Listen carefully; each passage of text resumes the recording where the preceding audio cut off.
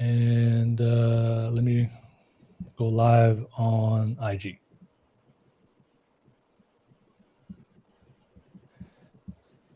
Come on, Instagram. There we go.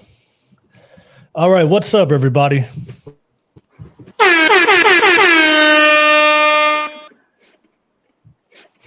All right, so welcome to another session of the Golf Club Podcast, Wednesday Hot Topics, where we always have Wednesday Hot Topic show for you guys. As you guys can see, we have a full panel, fellas and ladies here tonight, and we have another hot topic for you guys to discuss. As always, for tuning in to my live shows, thank you so much. If you guys see value in the content, you guys already know what to do. The best way to support the channel is to smash that like and subscribe button real quick.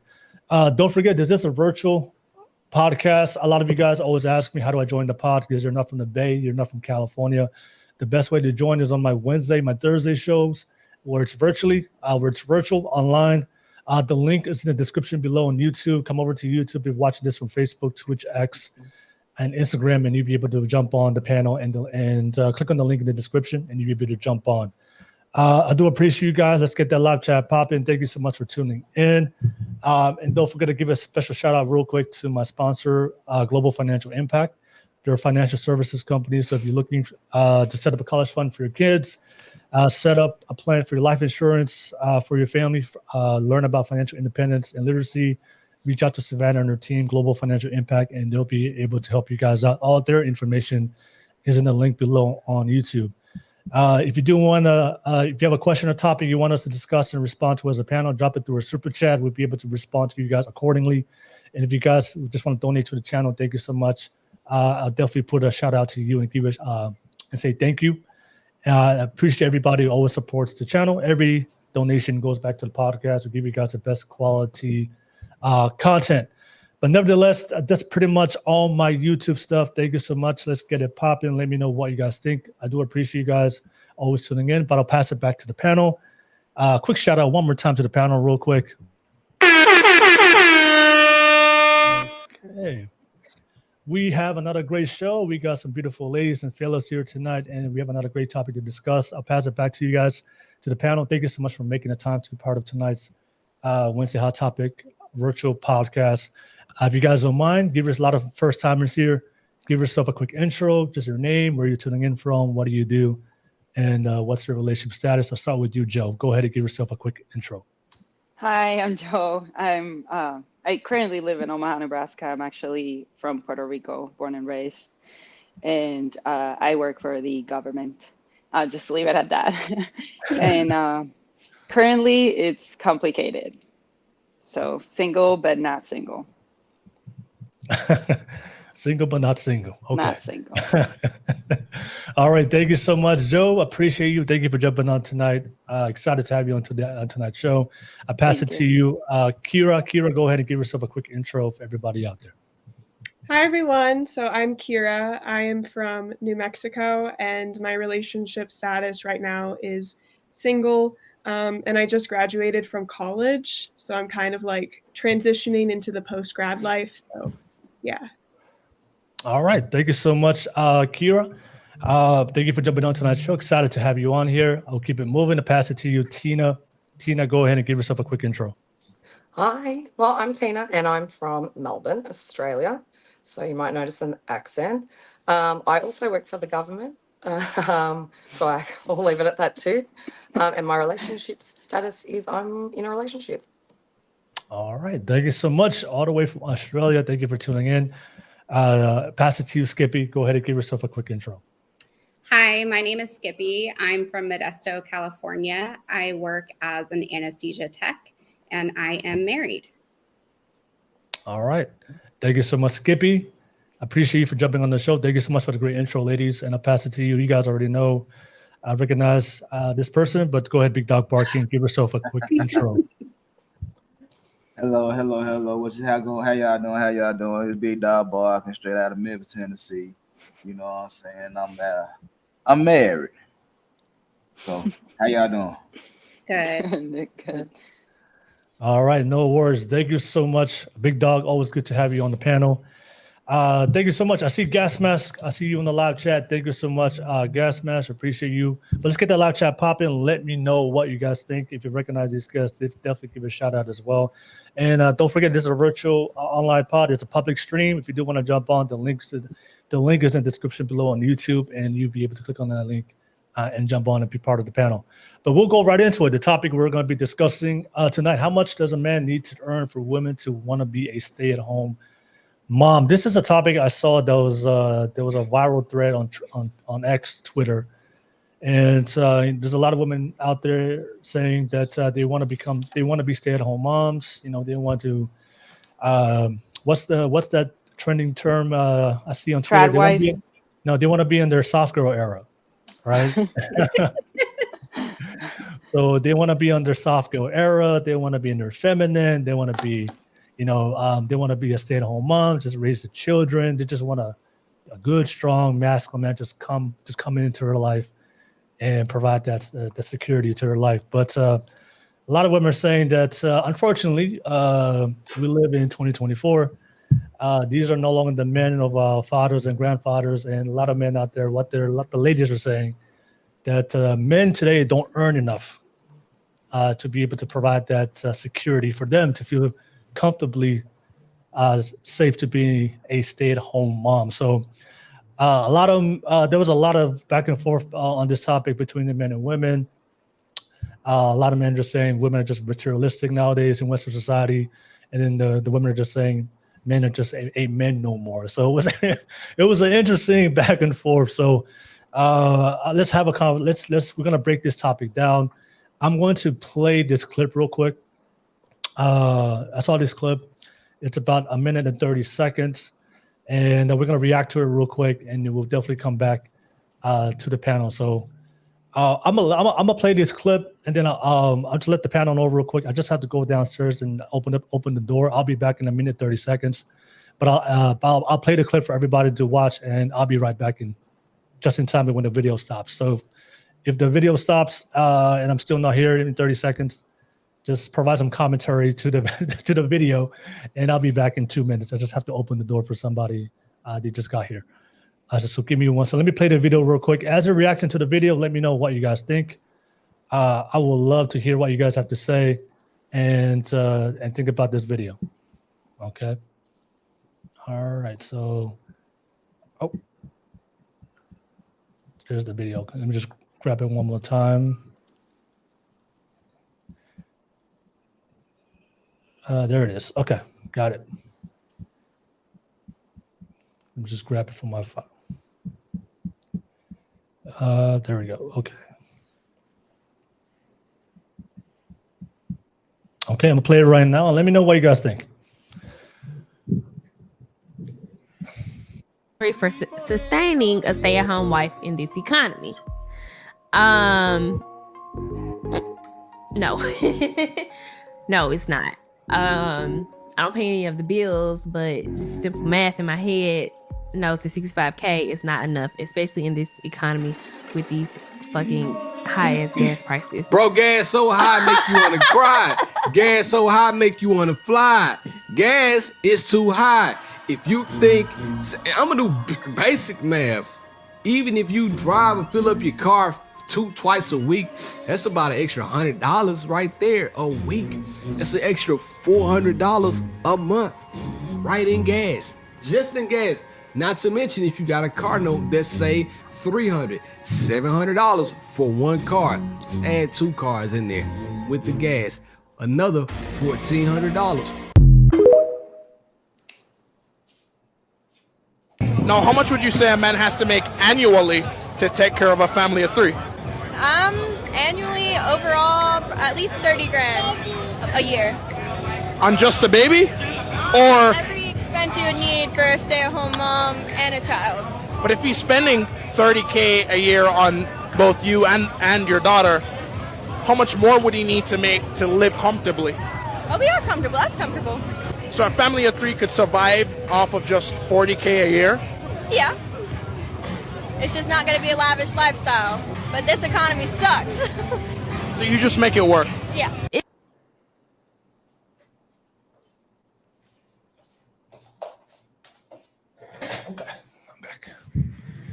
All right. So that was the two clips I saw online. I'll pass it back to you guys. I want to hear what you guys think about those two clips, and also what do you guys think about the topic? You know, there's women out there, they want to be a stay-at-home mom, but their main concern, they're saying that there are a lot of women today, their financial expectations are unrealistic. So we saw two clips. One woman was saying 65,000 is not enough, and then we saw another woman with the baby. She said that she's fine with a guy making $30,000 a year, and they'll be able to make it work. So I want to have that discussion with you guys. It was an interesting conversation, but we'd like to hear what you guys think. Let me start with you, Kira. Kira, what do you think? How much does a man need to earn to be a stay-at-home wife? And also, Kira, if you don't mind me asking also as well, do you want to be a stay-at-home mom? So I actually used to want to be a stay-at-home mom, and then plans changed, and I guess God had a different plan for me.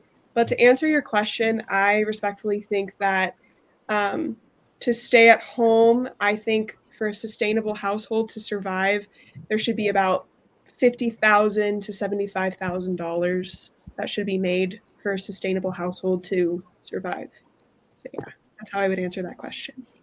Okay, so just to 50,000, 70,000. Okay, that's more. That's the amount that man needs to earn to be for women to be a stay-at-home mom. Okay, all right. Thank you so much, Kira. Let me pass it to you, Joe. Joe, what do you think? Do you want to be a stay-at-home mom? And also, what's your thoughts to the question? Go ahead. Yes, of course. That's the dream, like to take care of the children and stay at home. I want to be the CEO of my house. But I don't think there is a number, because 50,000 in Florida is not 50,000 in New York or in California. I don't think there's a number. I think marriage, it's a team, and you make it work with what you have. And if you cannot be a stay-at-home mom for the time being, that's fine too, if you have to, help your husband. But I cannot think of a number. I don't think you need like millions, but I also think that you can live with little, as long as you have God in your life, because he will provide, and people forget about that. Yeah. They focus on like worldly things, but that's just my opinion. Yeah. Quick question, Joe. It has to be a number, right? Because it can't be zero. Right. All right. You want me to give you a number? So I live in Omaha. So what's a good number? So make it more specific. What's a good number? It doesn't matter which state you live in America. What's a fair number to earn that's enough, regardless of where you live? It's different. I cannot give, like, every economy is different. Like Australia doesn't have the same, they don't use a dollar. It's just a different amount. We could just focus on the US because okay, so here, for Omaha, I will say, if you want to stay at home, your husband's probably going to have to make 100,000 if you want to live comfortably. And that's just like apartment, baby, because it's not even a house, 2 cars maybe. So you have to drive with the baby if you have an emergency. I will say minimum 100,000, but that's not for everybody. And that's just what I think. Okay, so in Omaha, if you want to live comfortably, the man minimally he has to make at least 100,000. Okay, all right, fair enough. All right, thank you so much, Joe. I'll pass it to you, Skippy. Skippy, what do you think? How much does a man need to earn for a woman to want to be a stay-at-home mom? So I kind of did the math. So for a 1-bedroom apartment in the Bay Area, most requirements are that you need to make 3 times that, like your cost of rent. So that comes to $8,400 a month minimum. Okay. For me, I'm like, all right, cool. $10,000 a month to maybe, if you're living in an apartment, maybe you have 1 kid. Great. That's awesome. I think minimum in the Bay Area in California, you need at least $100,000 to be comfortable. Otherwise, you're going to be struggle busing it. And, I myself, I have 3 kids. I, at one point, was a stay-at-home mom. And I'll be honest, as much as I love my children, it's not for me. But I did make sure that, I used cloth diapers. The house was clean. Dishes were done. My man always had a meal, always had, breakfast, lunch, dinner, etc. The kids were always on a schedule. So for me, like, it can go both ways. Like, okay, I saw in that video, the woman said, oh, we only need $30,000 a year. That's awesome. But where do you live in the United States to make that work? If you can really hunker down and make that work, and let's say you have one kid, you use cloth diapers, you breastfeed that child, maybe you garden, you grow your own food, you're vegetarian, so you don't buy meat. I mean, sure, I'm sure there's ways around it. But for me, 100,000 at least, minimum. 100,000. Okay. Minimum 100,000. Okay. So we had 75,000, 50 to 75,000 from Kira, 100,000 from Joe, 100,000 from Skippy. All right. Let me pass it to you, Tina. All right. What do you think, Tina? For how much does a man need to earn if women want to be a stay-at-home mom? Look, I think it really depends what you're trying to get out of it. So I think you could make it work on probably any wage, really. But is that what you want for your children? So I would ask myself, is that the school I'd like them to go to? Can I give them the best? Can I take them on holidays? Can we do anything? It's one thing to just stay at home, but the world's so tough as it is, and kids are getting bullied and picked on for everything. I just want, me personally, I would want to make sure that my children can have at least what I can afford, like the best of what I can afford. And, even medical, I don't know how much it costs overseas, but dentists, they're expensive. Everything's expensive. And then you don't want your poor partner out the whole time killing himself, and you're living paycheck to paycheck, and your kids can't see, oh, dad's working really hard and so he feels bad, he's tired, it causes issues in the relationship, everyone's getting mad at each other. So I just think, you need to really plan it out properly. Yes, I know we should just go with it, and they did it back before us. But I don't, like in Australia at the moment, it was 3 times your salary to buy a house, and at the moment it's 8 times your salary. And basically, they're saying that anyone in their 30s, good luck, you won't be buying a house. And rental here is crazy. Like, it is on average 400 per week, and it is a shoebox. And the facilities might be not that great. So I'm sort of more late 30s, and it's looking like I probably missed that boat. And that's my choice, probably, besides biological clock. But that's more my choice because at the moment I couldn't afford it. And I would hate to put that on a child. I went to great schools. I went on holidays. I went to nice restaurants. I didn't know what my parents were earning, but I never knew if they were struggling. That's how we lived. And if I can't offer that, then I will just have to get a cute puppy, although they're expensive too. Okay. All right. Thank you so much, Tina. Thank you, ladies, for your opening thoughts. I see Sophisticated Jerk on the live chat. Hey, what's up, Jerk? I see Phil Jr. Good to see you in the live chat. Lisi, good to see you in the live chat. But let's get that live chat popping. I do see you guys for tuning in to the live show. Don't be a ninja watcher. Don't be creeping on my channel, watching and don't say anything. So participate to live stream. I definitely want to hear what you guys have to say. But don't forget, it's a virtual show. The link is in the description on YouTube. If you do want to jump on, click on that link, and you'll be able to jump on. I'll pass it to the fellas. Let me hear from the fellas' perspective. What do you guys think? I'll start with you, Big Dog Barking. How much does a man need to earn for women to want to be a stay-at-home mom? Go ahead, Big Dog Barking. What's your response to that? Man, to be perfectly honest, in order a man to take care of you, for you to be a stay-at-home wife, and for you to raise the kids and do everything that the talker points tell you that men want to do, he literally have to make somewhere between $120,000 to $300,000 a year to be comfortable.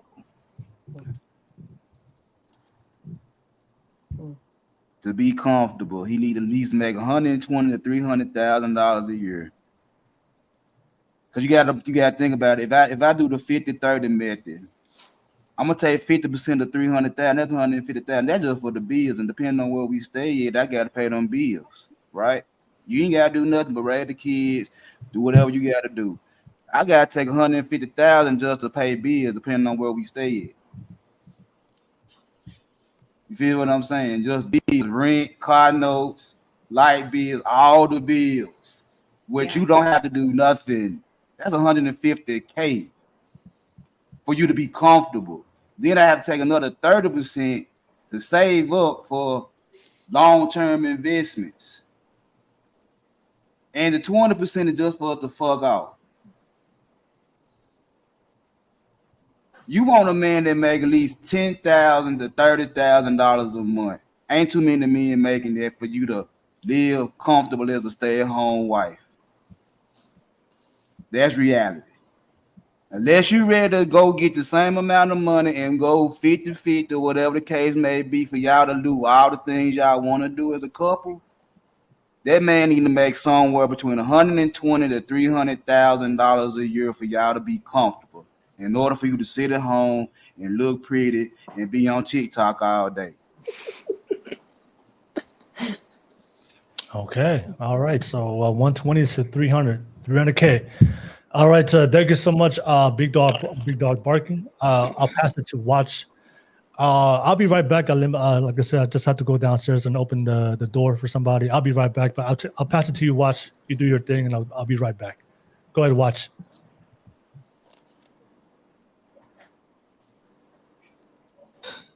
You're on mute. You're on mute. Apologize. Yeah, I probably have to concur with Big Dog. Like probably, yeah, like to be a full stay-at-home wife, or be able to support a full stay-at-home. I'd say yeah, probably around like 300,000 to like honestly half a M. Honestly, depending on how many kids, yeah, you need like 300,000 to $500,000. Realistically, because like if you're factoring in like vacations, extracurriculars, cars, mortgage, school tuition, things of that nature, depending on like what school they're going to be in and things of that nature, yeah, you're looking at about that. And only like 6% of the population earn above 100,000, so it kind of paints a very interesting picture in terms of like scarcity and whatnot. Though I just looked it up. It did say that that women who identify as single mothers have gone up by about 9% since 2002. So that's very interesting. Wow. I wonder what that's about.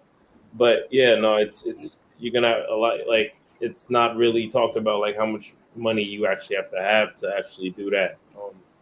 It's a huge responsibility, and it's definitely a luxury too. Like if you're in that position, like it's a luxury, like, and it should be looked at as that. It's kind of been looked at as like the default, like, oh, I'm a stay-at-home mom, yada yada yada. But like that's really a very very coveted luxury because it's not like available to a lot of people, a lot of women. But to the woman on here, like when I don't know if you guys have had kids or not, but like when you're pregnant, you're probably not going to want to work as well too. So like it's like almost like the default, like every guy has to be almost ready for that, at least that period, like of 9 months to a year, where that's almost like the default. So it's just like you gotta have some bread as a guy, to be competent and be looked at as a like provider, whatnot. Yeah, I feel like that's a lot, especially like to just put on anyone, male or female. Especially when pregnancies are unplanned. How can a guy prepare for like, oh hey, like I'm pregnant now, I just want to stay home. Oh, I don't want to go back to work, but I want my nails done. I need my hair done. Oh, I expect you to buy the best diapers for our baby. Oh, I decided not to breastfeed. He or she needs this formula. How on earth do you expect a guy to provide that in 40 weeks?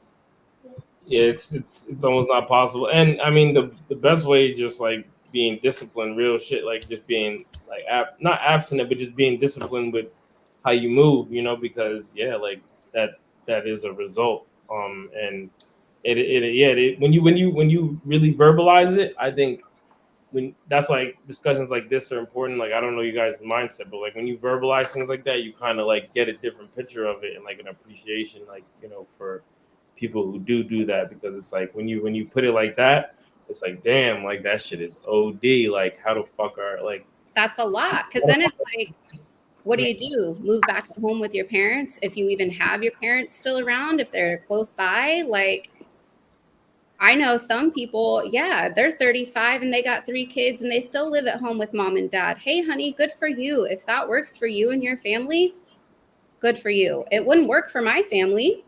Like, there's no way I could do that.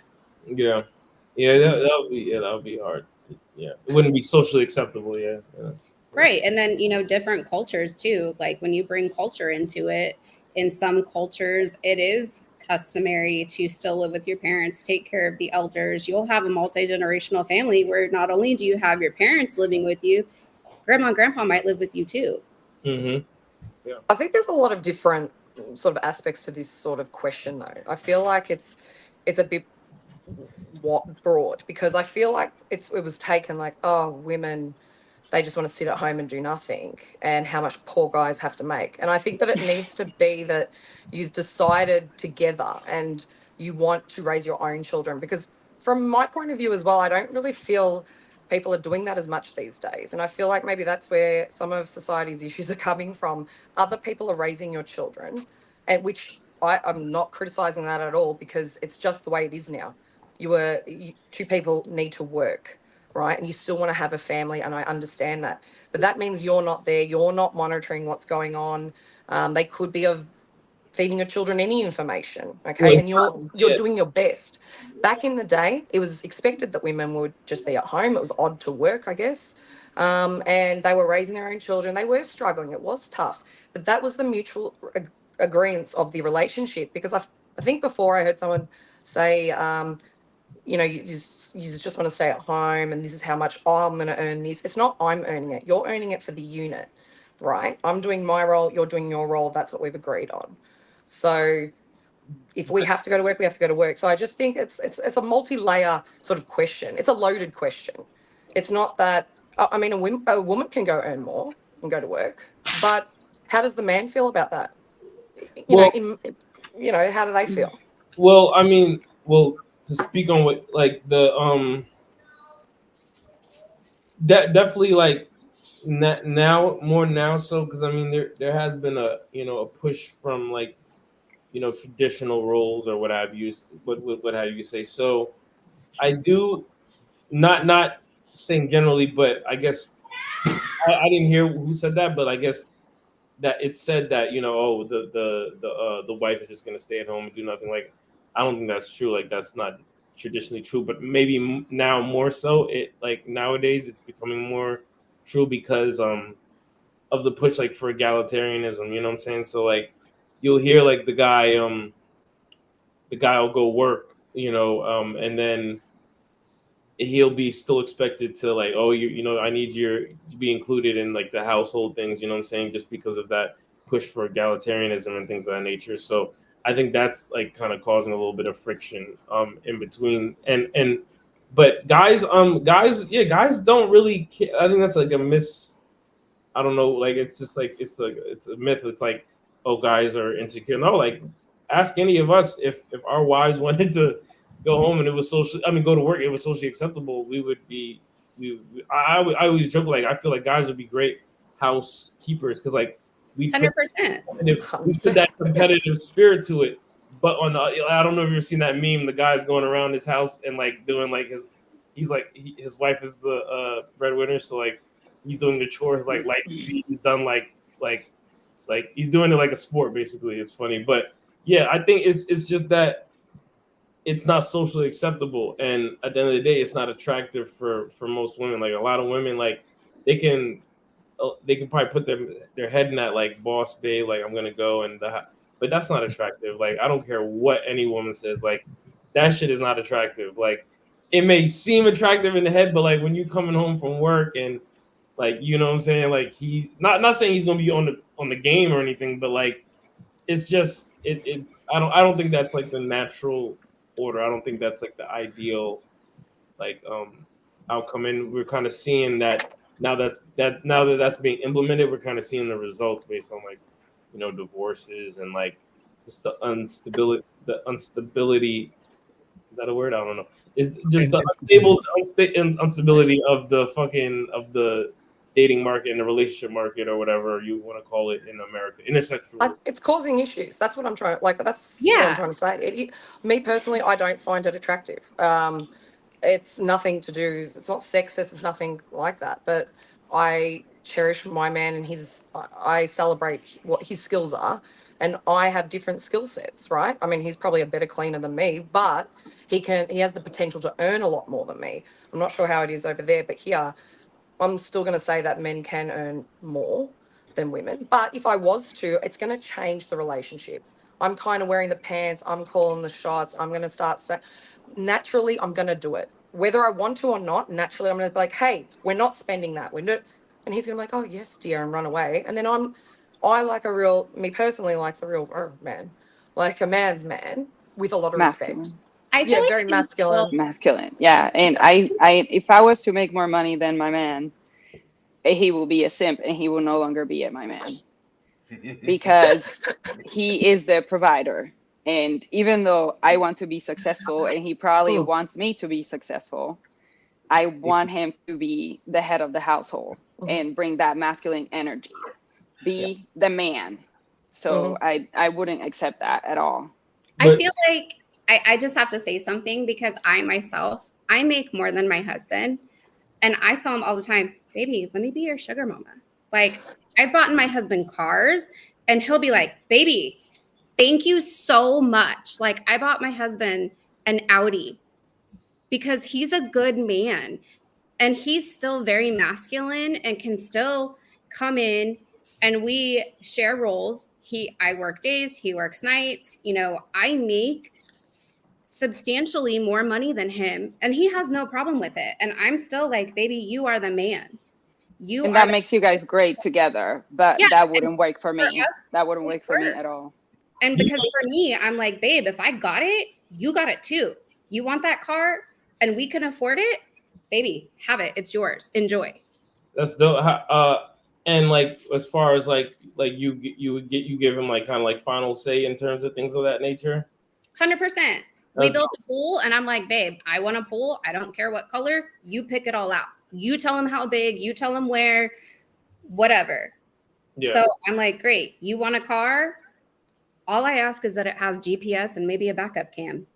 Don't care. Okay. So what if, and this is just hypothetical, I think that's an amazing dynamic. What if you wanted to buy something, right? And he was like, you know, let's hold off on that. Like, I think, you know, I like he has some insight that like, you know, the market or, you know, the economy is going to be bad in the next couple of months, but you like really want something. Would you like listen? I would listen and definitely look at it. So like if it's in forms of investment, typically I kind of look at it as like, okay, what are the previous trends? Am I willing to risk 50% of my money? Am I going to go all in? And am I going to take that hit? Like if I invest 7,000, I better be prepared to lose that in that event. So like if he was like, and so for me and him, he's a photographer, right? He loves to take pictures. He loves cars. We like working on cars together, the whole thing. If it costs more than $5,000, there's a conversation on either end. Because we do share bank accounts, but we also have other separate accounts that have funds in it. So I have my play money. He has his play money. We have our bill money. We have our co-mingled money. And that's you give him an allowance? Like, does he have an allowance from you? No. So he has his own money. You make more, and then you join it. And then we join it in the same account. So he's free So he'd never have to ask you like to go gambling or dancing or drinking or whatever. You have his own money. If it costs more than $5,000, I just ask for like a conversation. Does he contribute less to the household bills? No, we share them equally. Oh, so you're like, not, I mean this respectfully, but you are living kind of separately, but together. So like he has his money. It's not like one unit. Well, There's multiple bank accounts. So we do have the main shared account, his money and my money. My name's on his account, vice versa. Yeah. And I have a separate account that I use for like education, school, work. I'm self-employed, so I use it for that, tax purposes. He has other separate, whether it's savings, mutual funds, CD accounts, etc. And we contribute and we kind of balance it where he pays the mortgage and I pay for everything else. Why not combine everything full out? We just haven't really had that conversation. Would you? Like we do combine like our paychecks and stuff, but we're not going to pull like the mutual fund and throw it in here and pull that and throw it here.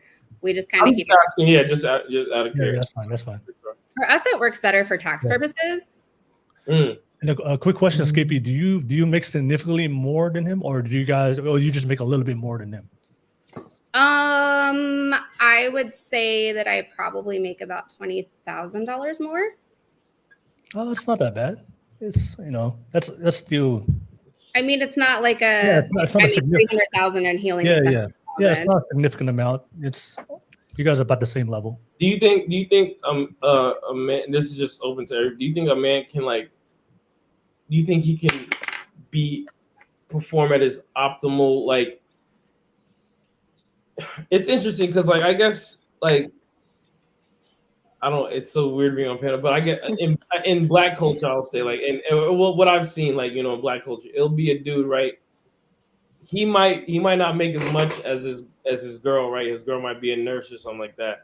He might be in the streets, we are borrowing a car type shit, but he still has that same. It's very interesting. It's he'll still have that same masculine presence as though he makes more than her, but he's on some borrowing. Oh, let me get $40 for Ape. I'm gonna pay. I got you.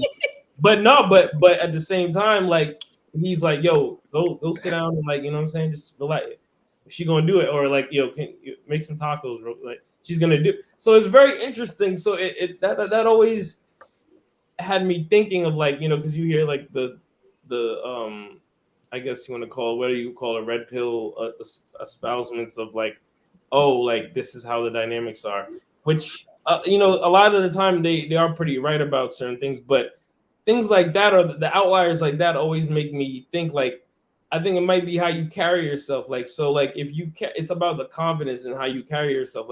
You can't tell little whoop-de-whoop that he doesn't run the show, even though he has $12. He doesn't have a debit card. He doesn't have a debit account, or he doesn't have a light. You know what I'm saying? Yeah, but it wouldn't be so much better if he actually provide for his family. Oh, of course. No, that's not. No, yeah, that's loser shit. Asking your girlfriend. So traditional roles are there for a reason, and they do make sense, and that's why they have worked for the entire time. Yeah, no, most definitely. No, I was just saying the outlier of the original dynamic and how it can.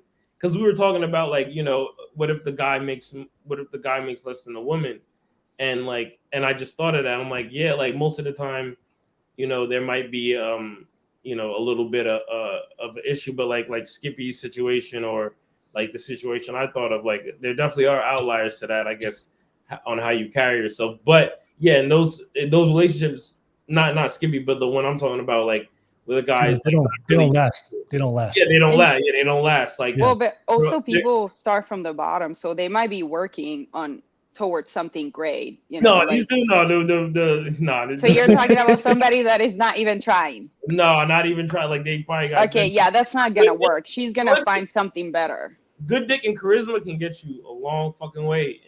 Yeah, but maybe a couple of years, but it's not gonna carry you into a healthy marriage of 30 years and 5 kids. So no, but the thing is, and here's the outlier to that the 30-year marriages aren't even happening anymore. So it's damned if you do, damned if you don't. Because I still see it. I don't think so. I think people are committing. The average marriage is 5 years. That's average, but there is extraordinary people that they stay together.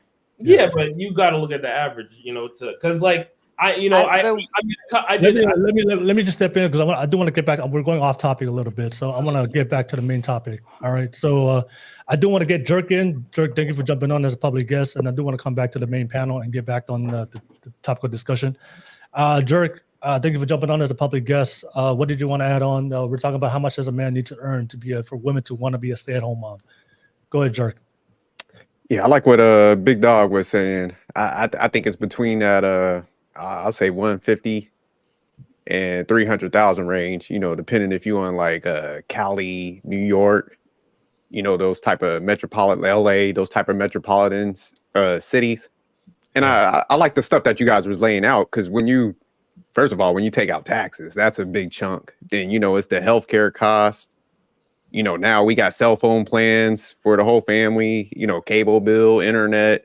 That's why I said I don't think 150. I'm thinking like it gotta be what I said. Yeah, 150 probably is 200 to 500 for real. Like, yeah, because you know, technically you're supposed to be putting away. I'll say topping out, you know, even 401k for 2 people. So you know, you got to put that money away too. So you know, you're looking at like, what is it, 20 something thousand.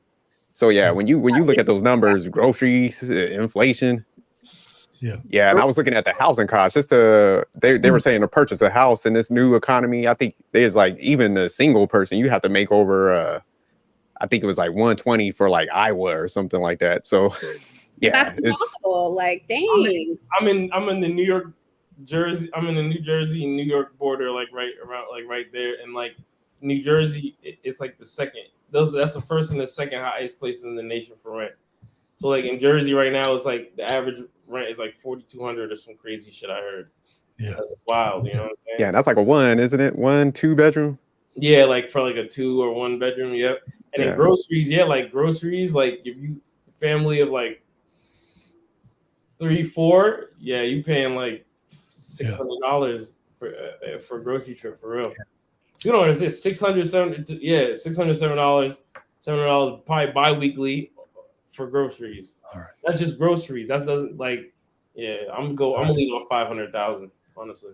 You want to say something, Jerk? For real. Yeah, no, I was just gonna say, yeah, I like the way that you guys were mapping out the cost, because I think a lot of times, like when people, it's kind of like they talk about stuff and they fantasize about it, but it's just like when you start laying out them costs, it's damn near impossible. And I like what Watch was saying. It was like the amount of people that actually makes that type of income that could like do all that stuff is slim to none. Yeah. All right. Yeah. Thank you so much for jumping on, Jerk. I just want to give some Kira some time, because I know I just want to give you some time. So I'll make sure everybody has some time to add on. Kira, did you want to say something, add on to the conversation?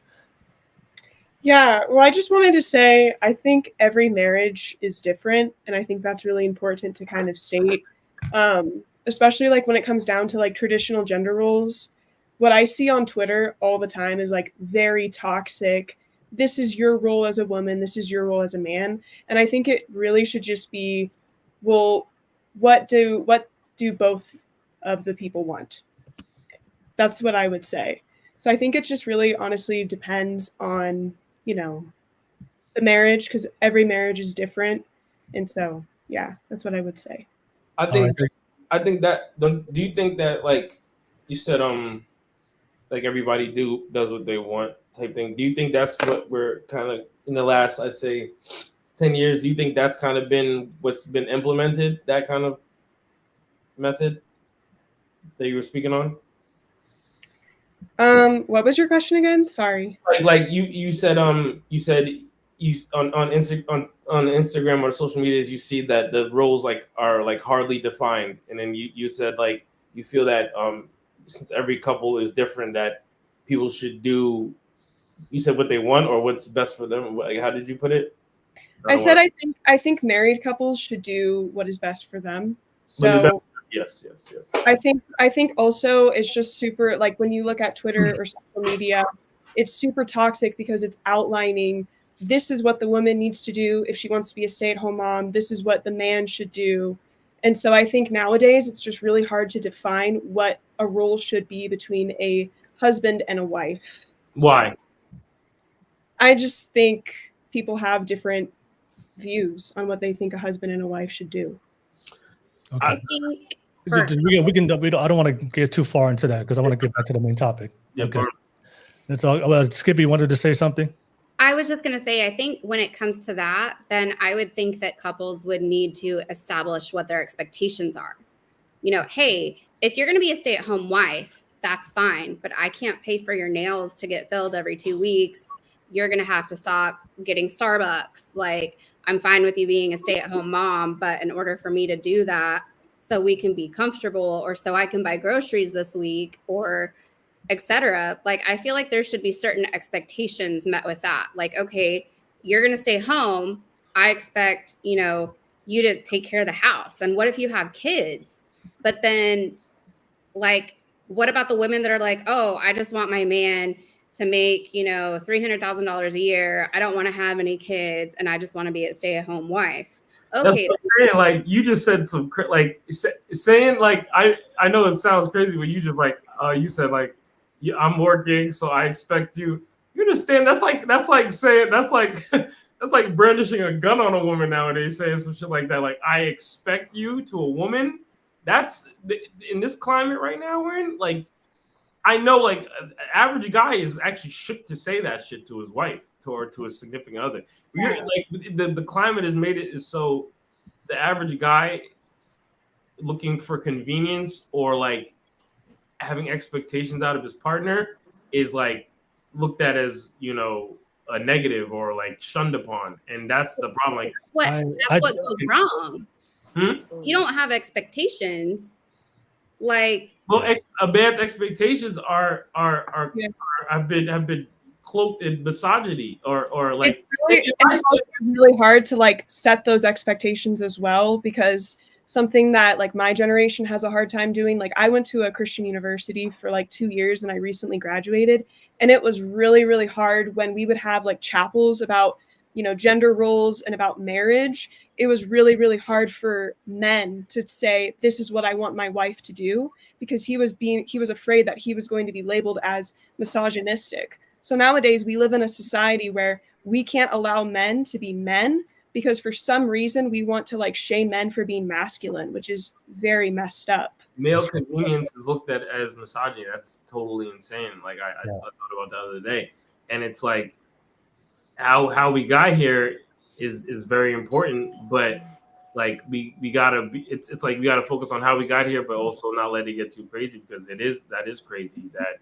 a lot of men like seeing like thinking things that would bring an average man convenience, they can't really express because they'll be labeled a certain way, which is totally insane. Like, it's quite disturbing. I think women probably destroyed it for women though, because I'm actually kind of mad. Yeah, because Feminism. I can't understand why. Apparently, if you want to stay at home, that makes you less of a woman, or you're not intelligent. You're not smart. Apparently, that's what this. I'm assuming what it is, that your value or your contribution is not as much, and that drives me insane, because my mother stayed home, and she's a very intelligent woman, and she now has to work, and she's working, and that's fine. But how dare these women tell other women that they're less of a woman for staying at home to raise their children? I can't understand why. And then men are told you've got to do more at home. Like, I'm sorry, but I don't agree with that at all. That's feminism for you.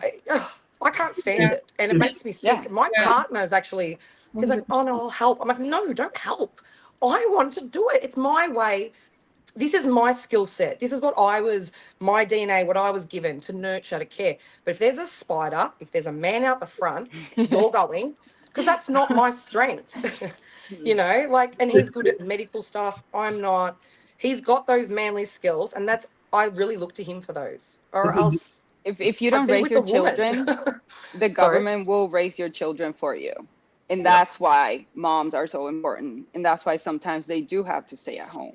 That's a fact. Because if you're not there, the government will raise your children, and they will make them think whatever they want them to think. Then you no longer are going to have control over your family. And that's why family, it's being like attacked. And it's in every level of society. And it's not just in the United States. It's all over the world. Everywhere. Family is breaking down. Morality is breaking down. So then we have no money. We have no family. We have nothing. We have government. and that's how they take control of everything else. Yeah, I just think feminism has, like, modern day feminism has just completely destroyed dating. It's a disaster. Wholeheartedly. 100%. I was talking to a guy friend of mine like a few days ago, and he told me that he went on a date with a girl once, and he was terrified to even open the door for her because he was worried that he was going to be called misogynistic or something. So it's just like, it's crazy. And then they're dating the wrong girls. The girls that want to be taken care of and treated like a princess because they're dating with purpose, they're out there. They're just dating the wrong girls. So yeah, I always say feminism has made it easy for guys just to have sex with women and not have to commit. Yep, So, it's very easy for them. Yeah, because who is benefiting from women like wearing less clothes and flashing them and feeling empowered by giving them what they want?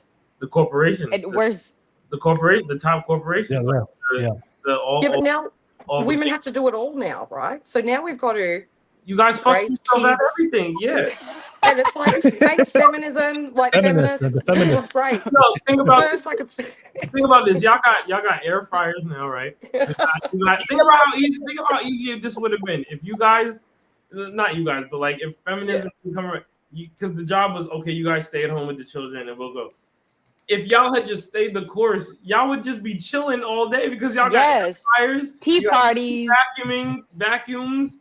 You got fucking dishwashers. You got garbage disposal. So like your job is just like would have been on cruise control right now, and it would have been just like all smooth. But now you guys gotta wake up in the morning. You guys gotta get up in the morning and go to work and all that. That shit is corny. Like that. They made it harder for us. They thought they were helping us out. All we needed was a bit of equality as far as opportunity. Your woman. Yeah. But Will, I do got some pushback for everybody because I don't just think it was just feminism. You know, I think that did have a part of it, but I do think, I think Watch was kind of hitting on it where I think a lot of women's expectations kind of like threw the market off too. Cause it's just like, and that's why I was like loving the conversation at first, what you guys were talking about. It's like, hey, Skippy, I think she was kind of touching on it where it's just like, you got to have them talks. And it's just like, okay, if you're going to stay at home, and I think we talked about it before, Will, what are we going to sacrifice? Because if I got to cover everything, then there ain't going to be them nails ain't going to be getting done like that. There's not going to be those expensive vacations.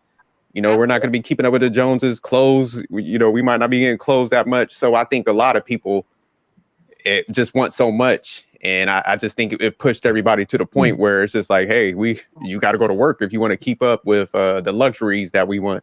Well, a lot of those wants are, you know, unknowingly pushed to women through this hyper consumerist like, you know, propaganda that we see. Like it's gynocentric too. Gynocentric, that was the word I was looking for. Gynocentric propaganda that's given to women. Like it's like nails, you know, treat yourself, self-indulgence. You know, if you're on the gram, you're seeing everybody on vacation. Oh, 100%. Everybody, you know, it's not real life. Everybody, no, it's not at all. Yeah, everybody looks like they're, you know, it's Monday morning. Everybody looks like they're a movie star, and I'm just about to hop. Like it's weird. Like they made it like so everybody feels like they have to be like camera ready or some kind of crazy shit. It's really insane. It's like let me read some names in the live chat real quick. Thank you so much for the panel. We have a great conversation so far. Abella, good to see you in the live chat. BNFTW, good to see you guys in the live chat. Goku, Tim, RNTY1, appreciate you guys on the live chat. Don't forget, if you do want to jump on, the link is in the description on YouTube. Let me know what you guys think. Let's get that live chat popping. If you're a moderator, let's get everybody active in the live chat and let me know what you guys think about the topic. All right, so I do want to shift back to the topic. I do have some pushback to everybody. So I know I heard a lot of numbers being thrown out there: 100K, 300K, 120K. Dirk, I heard you. So it was 250 from you on the live chat. Yeah. Okay, 250. Okay, so this is my pushback, and I presented. Well, first of all, what's your number? You can give it in your pushback. Yeah. What's my number? I believe 70K. 70K. But let me break it down to you. Let me break it down. Break that down, please. Okay. That sounds like some trailer park shit. So here's my pushback, and then I want to present it to you guys, and I'll bring it back to you guys and what you guys think. First, I just want to say I don't mind. I don't have a problem with anybody's preference, right? If you want a man to make 100K, 200K, 300K, 400K, 500K, multi-millionaire, whatever. But at the end of the day, we have to be realistic. And jokes all about numbers. If you know the numbers, especially how much people earn, those numbers you guys just threw out, 100K, 200K, 300K. 100K is only 20% of the population, right? It's even less than that when you get to 200K. 300, 400K is damn near 1%. So if we're talking about all women, right, if they want to be a stay-at-home mom, the reality is if your number is 100K, if your number is 200K, 300K, there's not enough men making 100K, which is only 20% of the population for both men and women, to be able for all women in America to be a stay-at-home mom. So we have to be realistic, right? So also the question is, how much does a man need to earn for women to be a stay-at-home, for women to want to be a stay-at-home mom? So my thing is, if you're a woman and your goal is, I just want to be a stay-at-home mom. I just want to find a good man that loves me, that respects me, that's committed to me, that just wants to take the responsibility. Like you said, you guys want a masculine man. I just want a man's man that wants the responsibility, and he feels that's his honor and duty in this world, and his purpose in his life is to make sure to take care of his family and the children. And there are a lot of men out there like that. But here's the thing I have a problem with. I think sometimes we live in a very materialistic world. I think sometimes when we throw these numbers, if your ultimate goal is just to find a good man to make sure that you can be a stay-at-home mom, then that's your objective. Then it shouldn't, that number like 100, 200K, it shouldn't matter depending on the man that you're committed to that loves you, right? Because my question is, sometimes when I hear this number is 100K, 200K, 300K, do women really want to be a stay-at-home mom, or do they just want a lifestyle? Because that's what it sounds like to me. It seems like that the lifestyle is more important. It's not the same thing, to be a stay-at-home mom. Putting two things together, it's not the same thing. But 20%. I'll give you. Let me present my stance, and I'll give it back to you. There was a clip. There's a clip on that we watched in the beginning, right? There's a woman that said that she made it work with her man for $30,000. Now that may not be ideal for every single woman, but her ultimate goal was she just wanted to be a stay-at-home mom, and her man made it $30,000. And granted, if your man is going to make $30,000, then you have to be able to make the financial sacrifices to live a very humble life, to be able to survive and to thrive in that salary and that financial bracket. But it works for her because her goal is, I just want to be a man that loves me and takes care of me. And if his financial ability is 30 to 40K, you know what? I'll be, as a woman, because I want to be a stay-at-home mom, I'll make those sacrifices and make the adjustments to be able to cater to his financial income. Because at the end of the day, I just want to be a stay-at-home mom. And the reason why I say, like, look, I'm not saying that I'm pushing people towards poverty, but before I did podcasting, I was in the sales industry for 7 years. I went door to door to people's houses. I worked in middle class, upper middle class, rich. I went to poverty, low socioeconomic neighborhoods. There's a lot of times I went to neighborhoods where there were stay-at-home moms. The guy was just a blue-collar worker making about 40, 50K, 60K. She stayed at home, but she lived a very humble life. She lived in, it wasn't terrible, but you can see that they had a house. There wasn't like a lavish lifestyle when it comes to their household. Comes to the house, the type of vehicles they were driving. But she had a house. She had a roof over her head. She had a hardworking man that went every day to work, woke up every single day, went to work, provided for her. She had multiple kids, and she stayed at home, and she made that work. Now, if you go online to Twitter, what do women require in order for them to be a stay-at-home mom? I want to be a stay-at-home mom, but I also want to take vacations. I also want to travel the world. I also want to live in an upper middle class neighborhood with a 2-story house, with a big house. I want the white picket fence. I want the multiple cars.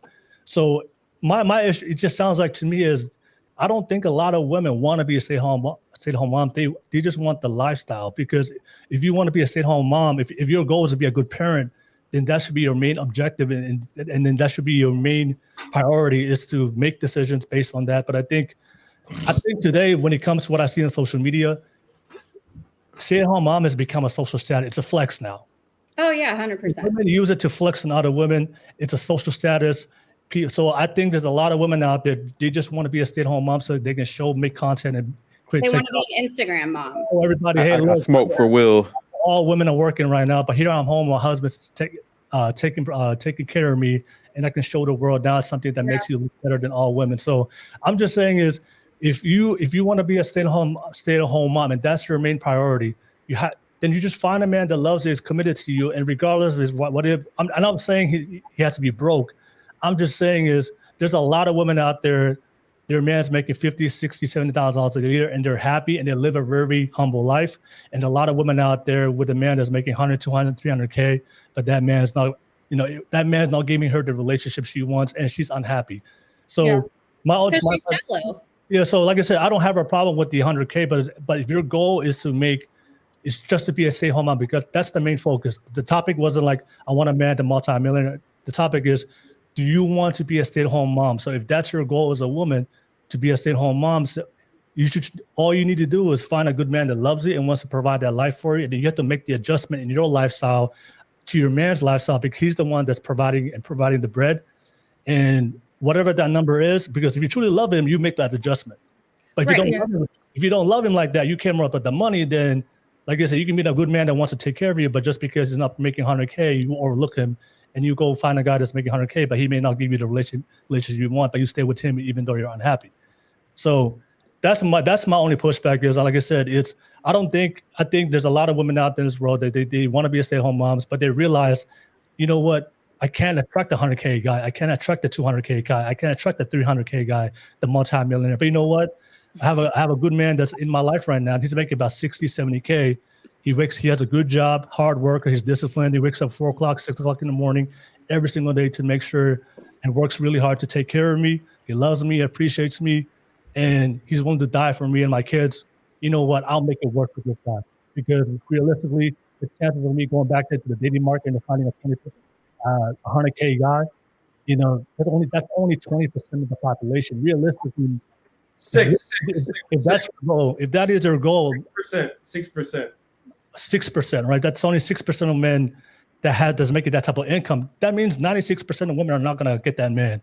That's just 6% all around. So all around, right? So that's probably only like.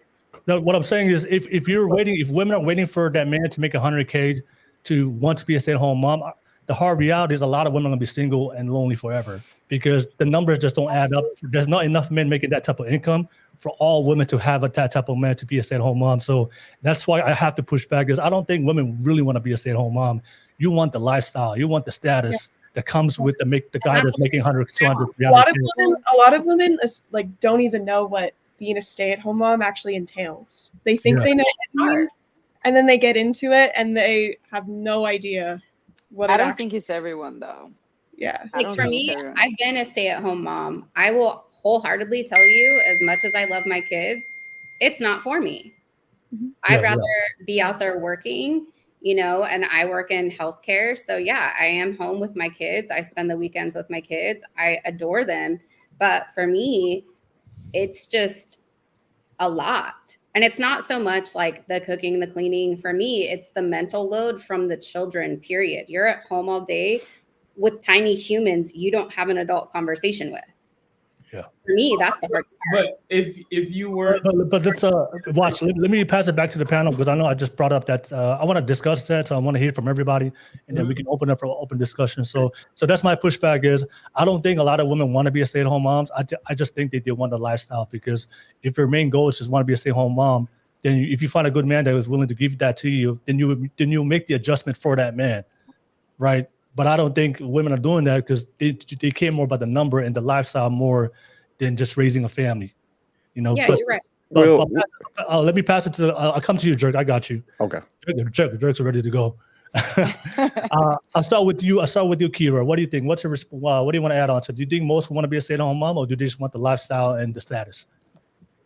So I think it just depends. Like, I can't speak for all women, but I think genuinely, like, it just depends. I know some women, some great stay-at-home moms, especially at my church, and they're incredible. However, I do think that there are some women who just want a lifestyle. So I think it Yeah. just depends. All right, thank you so much. And I'll pass it to you, Joe. Joe, what do you think? Do you think most women want to be like they want that they want to be a stay-at-home mom, or they just want the lifestyle and the status?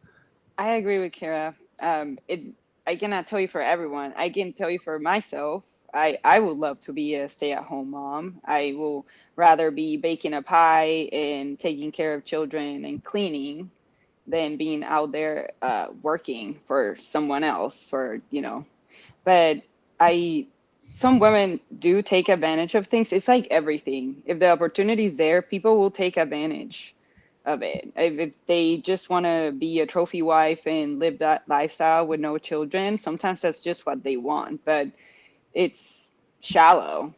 But not everybody is that way. And if you do find a man that you love and he doesn't necessarily make a lot of money, but he's willing to provide for you in that way, then you do make the necessary changes to your lifestyle in order to live with him, and stay at home. That's just the way it is. But most people won't do that because we live in a world where that is not cool. It's not cool to sacrifice anything. You deserve everything. Everything is for the self.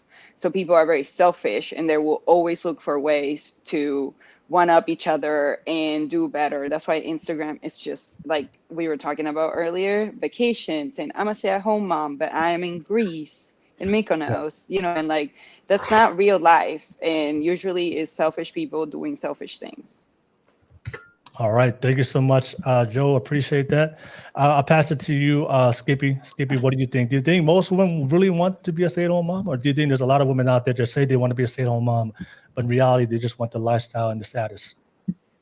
I'm going to agree with the ladies that, yeah, there are some shallow women out there who probably really don't want to be a stay-at-home mom. If they do desire children, they want to be an Instagram mom. They want to make content, somehow make money, live this fabulous life, be like, oh, I only give organic food to my kids. They're homeschooled. Like we have chickens in the backyard. Like, look at us. Okay, hey, that's great. If you and your partner are fine with that, you do you. But realistically, for you to just seek out a man based on his earnings, to me, that's a no-go. Like, you should always, like, for me, myself, I'd rather be in love with you. And if I have to cut things out of my life to be a stay-at-home mom, whether we're surviving off 30K or 300K, I don't need my nails done. I don't need my hair dyed. Like, I'm totally fine with staying home, cooking, cleaning, taking care of the children, if that's what I have to do to make things work in order for us to live a good life. 100%. There are those women out there like, oh, the new song, I'm looking for a guy with blue eyes, 6'5", finance. Like, that's know, so right? unrealistic. Trust fund.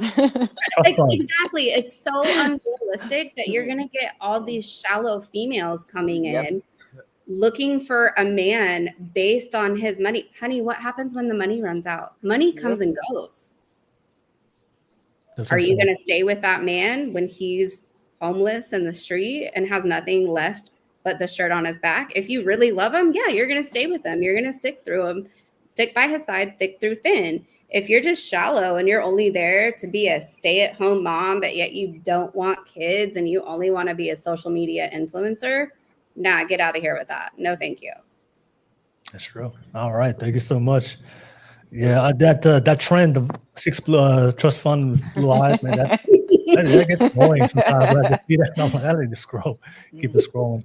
I'll pass it to you, Tina. Tina, what do you think? Do you think a lot of women out there that they truly want to be stay-at-home moms, or do you think there's a lot of them just want the status and the lifestyle that comes with it? Look, I think it goes. I more question: do people still want to be parents and raise their own kids more? Because okay, we can stay at home on bare minimum, right? Absolutely. What university, what college are you going to?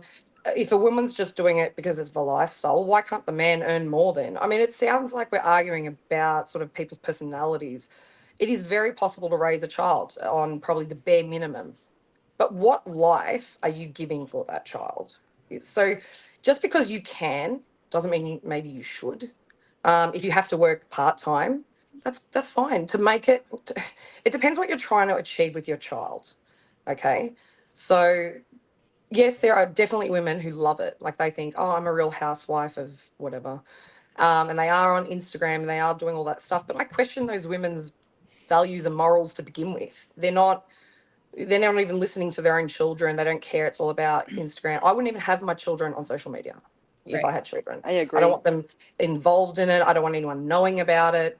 But as far as contribution, I would always support my man. I say to him, if you've got a Ferrari or a bloody no car, I will be with you. Doesn't matter what it is.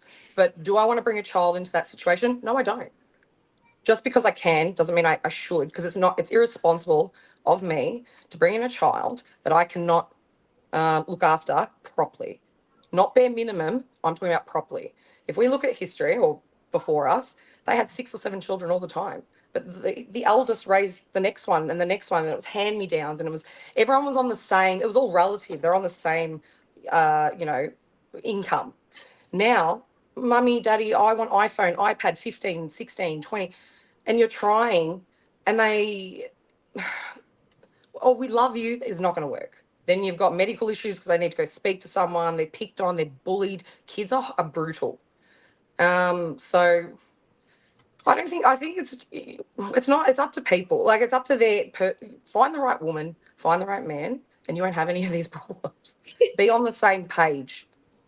Like I think the other problem is women also think they want to be stay-at-home mums. Then they get bored. Then they know he's out all day. Then they're like, I need to talk to someone. And actually it frustrates me because I don't have children and I need a full-time job, right? And we always have to hold our positions for, I'm having a baby, that position's now hold for 2 years. And they get people in and out of those roles. And it's just because, and I've literally asked them or spoken to them, oh yeah, I just like to get out of the house. I just want to talk to someone. And I'm like, well, I rely on this as my whole living, my income, my everything. You're doing this for a bit of fun. I thought you wanted to have children because I would love to stay at home and have children and fully raise them. So yeah, I think it depends on the person. All right. Thank you so much, Tina. Let me just read a super chat real quick from Phil Jr. He said, clown world, live degenerate, main materialistic. All right. No worries. Thank you so much, Phil, for the super chat. Keep that live chat popping and let me know what you guys think. But let me pass it to you, Jerk. I know you wanted to push back towards me, Jerk. But go ahead, Jerk. What do you think? Do you think, like I said, that's what I said. Yeah. If you're, do you want to be a stay-at-home mom? Just make that your priority, or do you think there's a lot of women out there just say they want to be a stay-at-home mom, but in actuality, they just want the lifestyle and the social status that comes with it? What do you think, Jerk? No, I think you're spot on. I think a lot of people do want that lifestyle. And then, man, I forgot who was saying it earlier. I think a lot of some of those females too are trying to push more stuff, even when they're staying at the house. It's like, let me take more stuff off my plate and put it on this guy too. So I think it's a lot of self-centeredness. And I know all the ladies on here hit on that. But the only thing I was giving you pushback about your statement, Will, and I like what Tina was saying, because she was saying, hey, just because we can do something, that don't mean that that might be the right path. And that's why I always pitch to people, get with a financial planner. You got to look at the numbers. And I think that's what's wrong. A lot of times we're just coming in there like, this is what I want to do versus what we need to do for the family at that moment. Yeah. And it's just like, when you get that like financial planner, man, they're going to expose those numbers to you and you can move off of logic versus like emotion. And I think that's typically what happens with people, because it's just so the thing I have pushback with you. Yeah, I think absolutely somebody should find somebody that they truly like, and then they could grow with. So I agree with you on that thing. But if you're making probably under 70,000, you probably both need to be working. That's just the reality, to pay down debt. Cause so many people are caught up in debt, and, it's just piling up and their costs are increasing. So it's just like, I think everybody's got to switch their mindset, be like, hey, I might want to do this type of lifestyle and structure, but I might have to work with this man in a different, area or structure until we get to a place where we're more comfortable. And if we don't get to there, then I can't look at it like I'm resentful. I'm mad because I'm taking on a different role. And I think that's the issue. And I think that's what we need to start telling people. And so I agree with you on that. And people just got to learn, like, the sacrifices. Like, if you, like you were saying, if you truly love somebody, you're not going to get everything you want. So if they're a good person, they're willing to do this, but you might have to take it a different ways. Cause back in the day, the jobs had pensions. Now it's just 401k. And it's just like, man, if you don't put a certain amount in there, it's just not going to work out. So I think a lot of people are not looking at all this information. So it's just like, yes, under 70,000, and where she was talking about 30,000, it's like that's nice. I'm glad she will work with somebody in that, but we need to see them living conditions, and it's like show us what the future is going to look like on that, because there's no type of planning on that. All right, thank you so much, Jerk. Big Dog, what do you think, Big Dog? Do you think a lot of women want to be stay-at-home moms, or do they just want that lifestyle? Man, if we go back to the pandemic, parents was tripping having to be at home with their kids all day. Women were tripping all day about being in the house with their own kids when we was locked in. So I think it's more they want the lifestyle. Because think about it. With the lifestyle comes with a nanny, a housekeeper, a chef. They ain't gotta do nothing but be pretty. That's what they want. They don't even want to deal with their own kids. Until they want to deal with their kids, so they need a photo op or something like that, you know what I'm saying? But outside of just dealing with their own kids, we saw that when folk were broke and couldn't even go to work. They were tripping about their kids was at the house with them all day. They don't want to be mamas. They don't want to be daddy. They want to do what they want to do. They still want to go to the club every weekend. They still want to go spend money on their self. Yeah. They don't care about the kid. They care about themselves.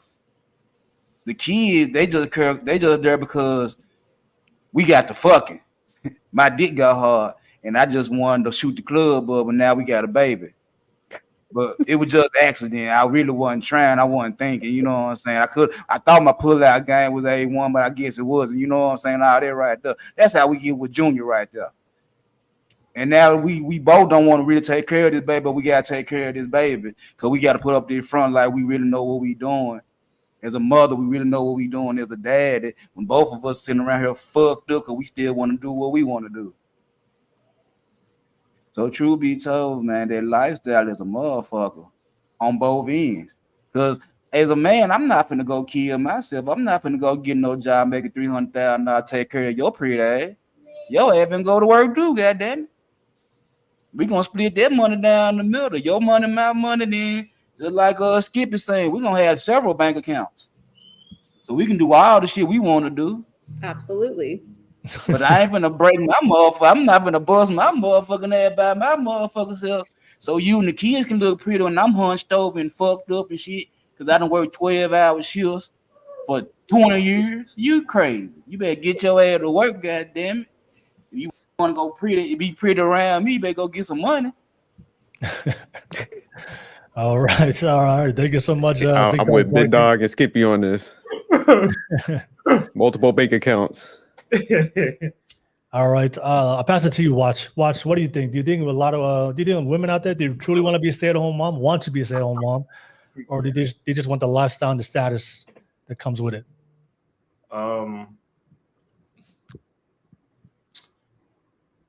We live in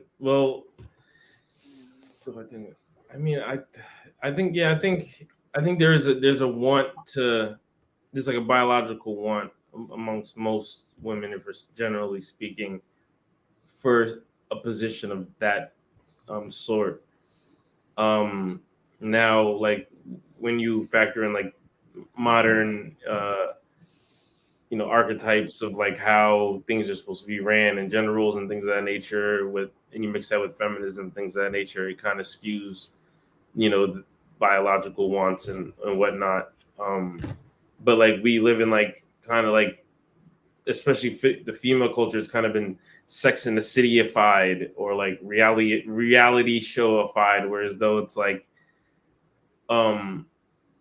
there's like always, it feels as though there's an impending like important event that people feel like they have to go to or get ready for, or like this like weird like Truman Show effect that's happening with everybody for the most part, but especially women, because that's really who it's targeted towards. And I'm very observant, so I see it. Like I study people like just in every day, and it's like it's I mean, because when you look at those shows, it's showing that, or just in general, like it's always showing that people are doing activities, like constant activities, constant input, constant consumerism. But it's like, when you think about it, it doesn't even make sense. It's like we're almost shamed for like wanting to be in the house that you pay all this money for. It's like, yeah, I want to be in the house because I'm fucking paying.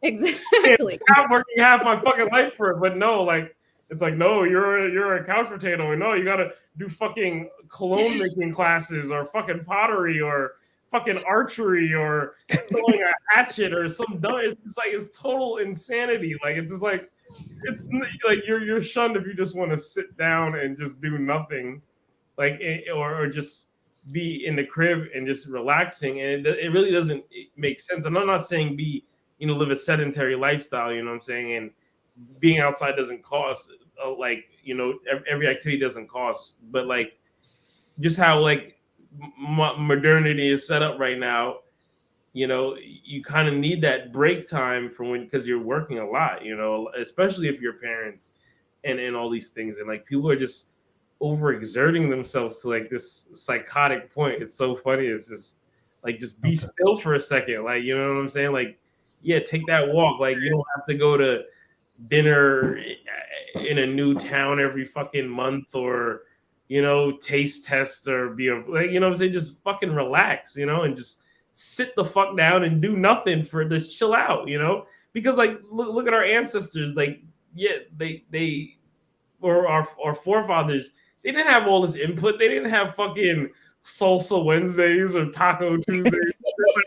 It's like, oh, we're gonna fucking light this shit on fire and cook this shit, and we're gonna fucking just sit around and talk, like, and it progressed, and like we had a rather healthy elevation, but we reached this peak where it's though like it's not healthy anymore. It's like this consumerism, materialism, the youth, this latest.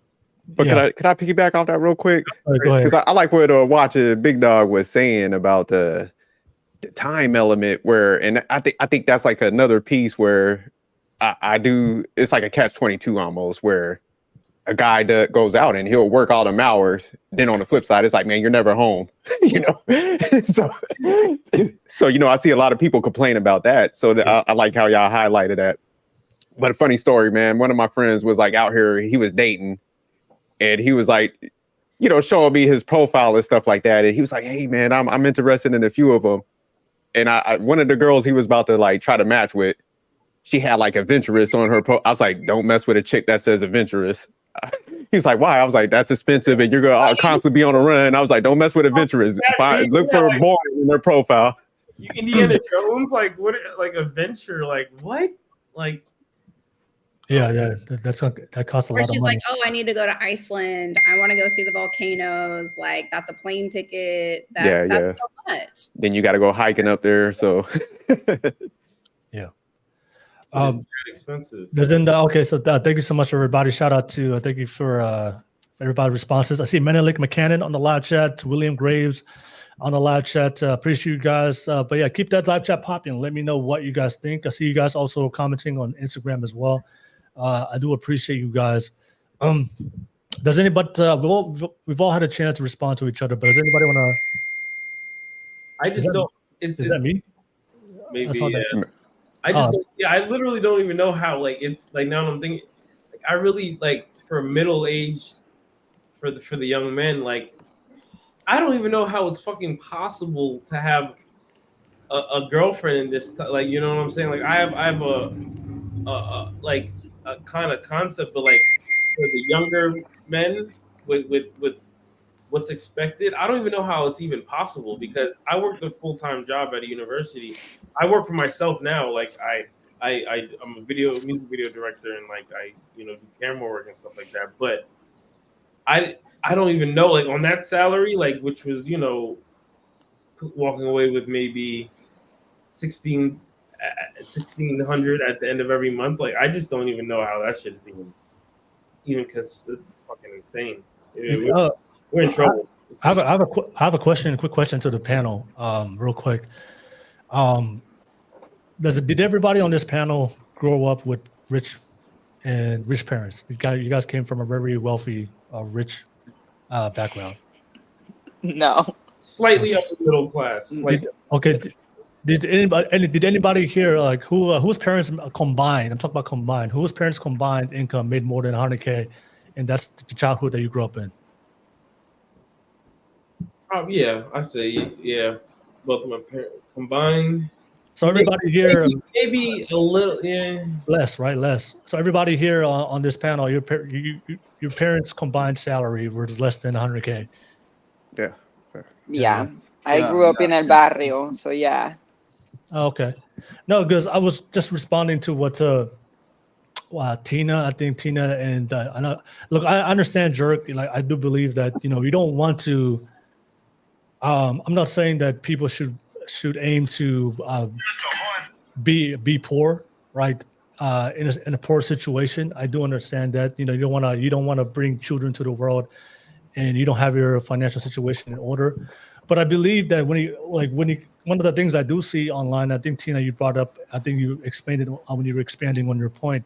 I do see this trend with a lot of people online is like you guys will want the perfect situation before you have children, or before you want to get in a relationship, and I think that's also I think that can be very dangerous towards women because you do have a biological clock when you can start a family.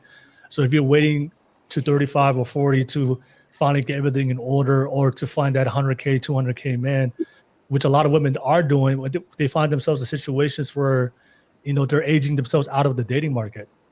We all see our parents. I think when two people come, I think the difference between our parents and us in today's generation is at least our parents were raised with the duty and obligation to start a family. To multiply, yeah, to start a family. So they had that responsibility and that duty mindset, to start a family and make it work. The thing I do see today is that the reason why I think, like you guys made a conversation was Akira. You said that, there's a whole confusion what role men and women play. Back then it was understood. The man was the man. He did what a man was supposed to do, was go out there and get a job and provide and protect his family. And the woman, her role was, find a good man, get married first, have children, and raise your children and support and value each other. I'm not saying one role is better than the other. I think both roles valued equally because it's both needed in order to make a two-parent household work. But we live in a generation today where men and women don't even know what their role is, so they don't even understand the duty, the responsibility, or what a parent is, or what a family is, or what their role is in a relationship. And all their information, what they get is from social media. So social media is telling them, hey, make sure you get this, which is not realistic because that's not real life. And there's always things that's not going to work out. And when you find your partner, there's always flaws. There's always things that you're not ready with. But that's what makes life an adventure. You don't have to have everything in order, but you decide to take the adventure anyway, and you grow through it, and you learn from it. I think this for a lot of guys and for a lot of men and women, they're waiting for that situation to happen, and I think we're kind of aging themselves out the market. But like, if you find somebody that's responsible, has good morals and values, both men and women, you may not have your life together, but you really believe in one another. You really believe you're willing to invest into the relationship, and you're willing to take responsibility when you do have children. Whether you both met at $30,000 a year, I think if you put your head together, you can make it work to 30, 40, 50, and 60 and grow. Like when I remember my parents, like we were living in an apartment. We were living apartment to apartment, but my mom and dad kept working together, and eventually we got a house. But it took about like 8 to 10 years. And eventually got a house, but they kept working and made it work. And then, but we still had a roof over our head. We still had food. We weren't taking lifestyle so we can post it online that we see today. We never went on vacation, but I did live a good life as a child. I did go to school. But I think with the content on social media, what a relationship should look like, what a marriage should look like, what your lifestyle should look like, I think it's totally delusional what the reality is for most men and women. Most men and women today are living at normal lives. They're going to struggle financially. I'm not saying they're going to be broken, living on the street, But I'm saying is they will make enough in order to provide a roof over your head and give your kids some food. And then, like I said, then if you want more, then that's something you have to communicate to your partner. You know what? Right now we're at 30,000. We're doing fine. We're making it work. But you know what? Let's try to work together to make our life better for our kids. That's something you have to communicate to each other and then put in the work. You know, and that's something I see that's lacking. People just want the final result without the work. Like you want the great family, but most families have to it takes years of sacrifice for families to grow and build in order to get to that point. But people just want to find, you know what, I don't want to do any work. I just want to find the multi-millionaire man, you know, and I don't want to do any kind of sacrifice as a woman. I don't want to make sacrifices to my lifestyle, to my expectations, you know, I want to keep everything I want to be doing right now when I'm single and just want to add on to it. And I don't think a lot of people know what the responsibility and the reality is of being a parent and starting a family. We think we know based on what we see on social media, but then when they finally get into those situations, if the hard reality hits, like no, it's not a Disney movie. And exactly, it's not. You know, everything's not gonna. You're not gonna have everything going into it. There's gonna be a lot of sacrifice. But if you find a good person and you have good, strong morals and values, and you both communicate your expectations and you're willing to work for it, you know what? We're at $40,000, $50,000 a year right now. But but this is the 5-10 year plan for us. If we support each other, if we can make this work in 5 to 10 years, we can get that dream house. You know, we can give our kids, maybe our first 2 kids, and maybe go through the struggle, but maybe our 3rd, 4th, 5th kid. You know, luckily for me, I was the youngest, so by the time I came, we had a house. My siblings had to go through the multiple apartments we had to move. I still hear this, and I still hear this from my siblings all the time. By the time you came, like we had a good house, but you weren't there when our parents were struggling. I'm just saying that's the reality of most people in real life. You're gonna struggle in your relationship, in your marriage, but if you have still good moral values and you're willing to work for it, you guys can build a great life together. But people don't want to build no more. They just want the final result. They want everything. They try to show up at the finish line. Yeah, I'm saying they just want to give them. Live this lifestyle, Instagram model, whatever, perfect Instagrammable children, etc. But it's not realistic. Like if you're out there dating, whether you're a man or a woman, I think it's important in your first 3 dates to put out there, this is what I'm looking for. I'm looking for a real relationship. Yeah. I hope to have children someday. Do you want to have kids? I feel like those should be very early conversations to figure it out, because then you can build your relationship however you want, whether you're making 30,000 or 300,000. Yeah. You guys can determine, hey, are we both going to work? Are you going to go to school? Am I going to go to school? Are we having children? Are we not having children? Who's the youngest one on this panel for the ladies?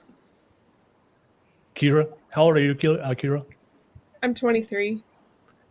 This is my point. If you're a 23-year-old, most girls will date guys, a little bit older, but in the same age, right? This is the reality. If you're a 23-year-old girl, the guy that's 23 years old right now, he's just figuring his life together right now. He's not going to have everything together. Oh no.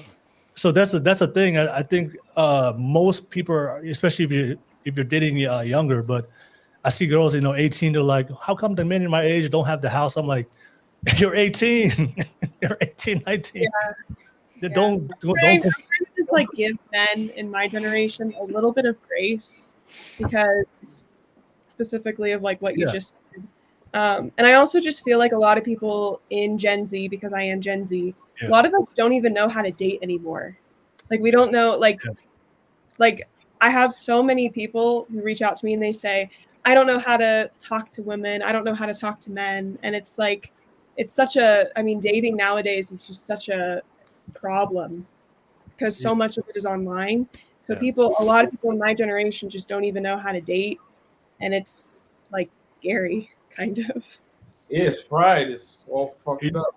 I saw this tweet. If I could bring it up on Twitter, but I saw this tweet. One of the women said, men want to stay home mom, but they don't even have a house. All they have is an apartment. I was like, what's wrong with an apartment? And I was like, we have to start somewhere. Like we have to start somewhere, right? So, but that's what I'm saying is like my parents started in an apartment, but they worked together, and eventually 10 years later, they saved up enough money to buy a house. But the delusion, what I see on social media of the expectations, and that's what I saw online. Is like women say, you want me to be a stay-at-home mom, but you don't even have a house.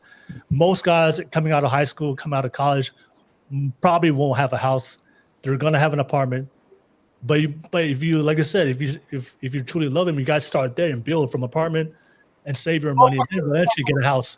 Motherfuckers talking about starter homes and shit. Are you fucking crazy? You fucking had one motherfucking home. Oh, starter home. This is a starter. Like this. Money and love, though, are two different things. And I think one thing, especially with dating and what I found, I mean, I only recently got into a relationship and I was dating as an older woman and it was quite hard. There is this, no one cares about love anymore. Don't worry about love. And to me, I'm a hopeless romantic. So I'm all about love. And I would be silly enough to I don't care what the person has. I'm just looking for your values and your morals. I hope they align with mine. And then together, I will build with you. That's how I sort of look at it. We come together. Yeah. And most successful men have a very strong woman behind him. And that's a great role to have. I wouldn't be ashamed of that. I'd be very proud. You know what I mean? So everyone's always worried about money, but where are we getting this from? We've had this, it's not just social media. I mean, I grew up with TLC, no scrubs, Yeah. We didn't want no bad guys. And we've always been told that, that's the funny role on comedy. Don't go with no broke man and you find yourself a good woman. But that's true. So I think you don't want broke men. We're all at fault, I think, a little bit. And I think I don't know who started it, but this hate against each other, men and women, that's what we've got to stop. I've seen it so much on TikTok and it drives me insane. And I say to myself, what is the point of this? Well, you're picking one type of woman and one type of man, and then you're saying this is everyone. It's not at all, actually. Why don't we stop encouraging this rubbish and try and break down the barriers between each other, find out what's going wrong? Why don't women want to stay at home? Why are men staying so late? Let's sort of mend that gap first. And then those women who stay at home and they're like social media, what do they call them? Ladies at lunch instead of mothers.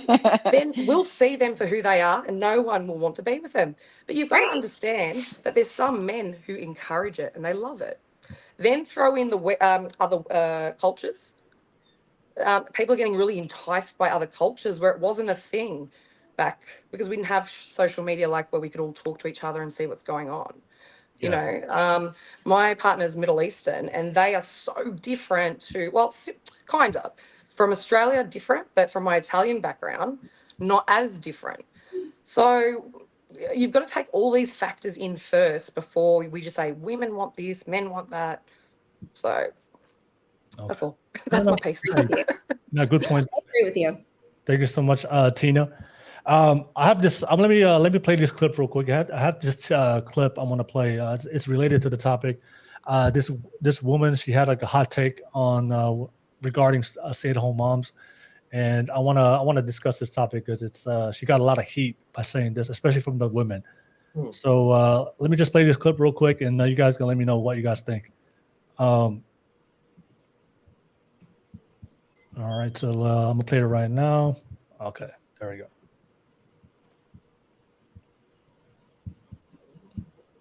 And then, wait, there we go. Okay.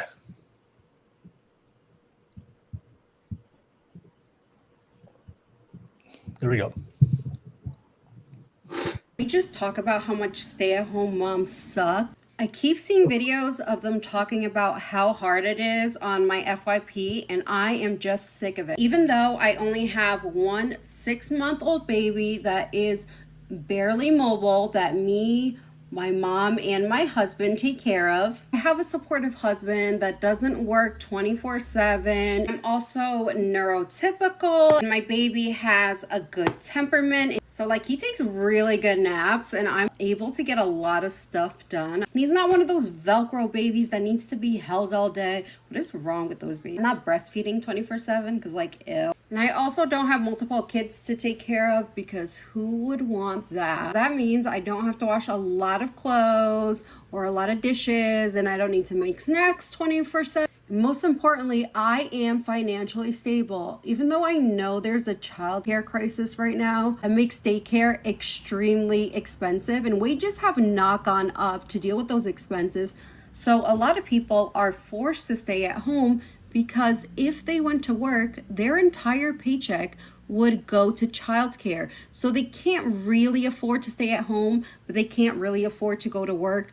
But I'm not even going to think about it, because why would I think of anything outside my privilege and my perspective? Stay-at-home moms. So that was a clip I saw. I want to ask you, ladies, because it reminds me of a conversation of a pod we did before, right? And first of all, foremost, I just want to say I believe both roles, when it comes to men and women, it is hard work.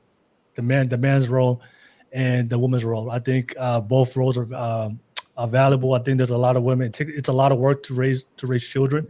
Also, a lot of work for men to provide for family. And then, but the reason why I want to bring this up, because we had a podcast. I don't know, Dirk, if you were part of it, but when we asked the women on the panel, it's like, why do you want to be a stay-at-home mom? And the women most of their responses was like, I want to be a stay-at-home mom because I just want to live an easy life and just relax and sleep all day. So that comes back to my main point earlier.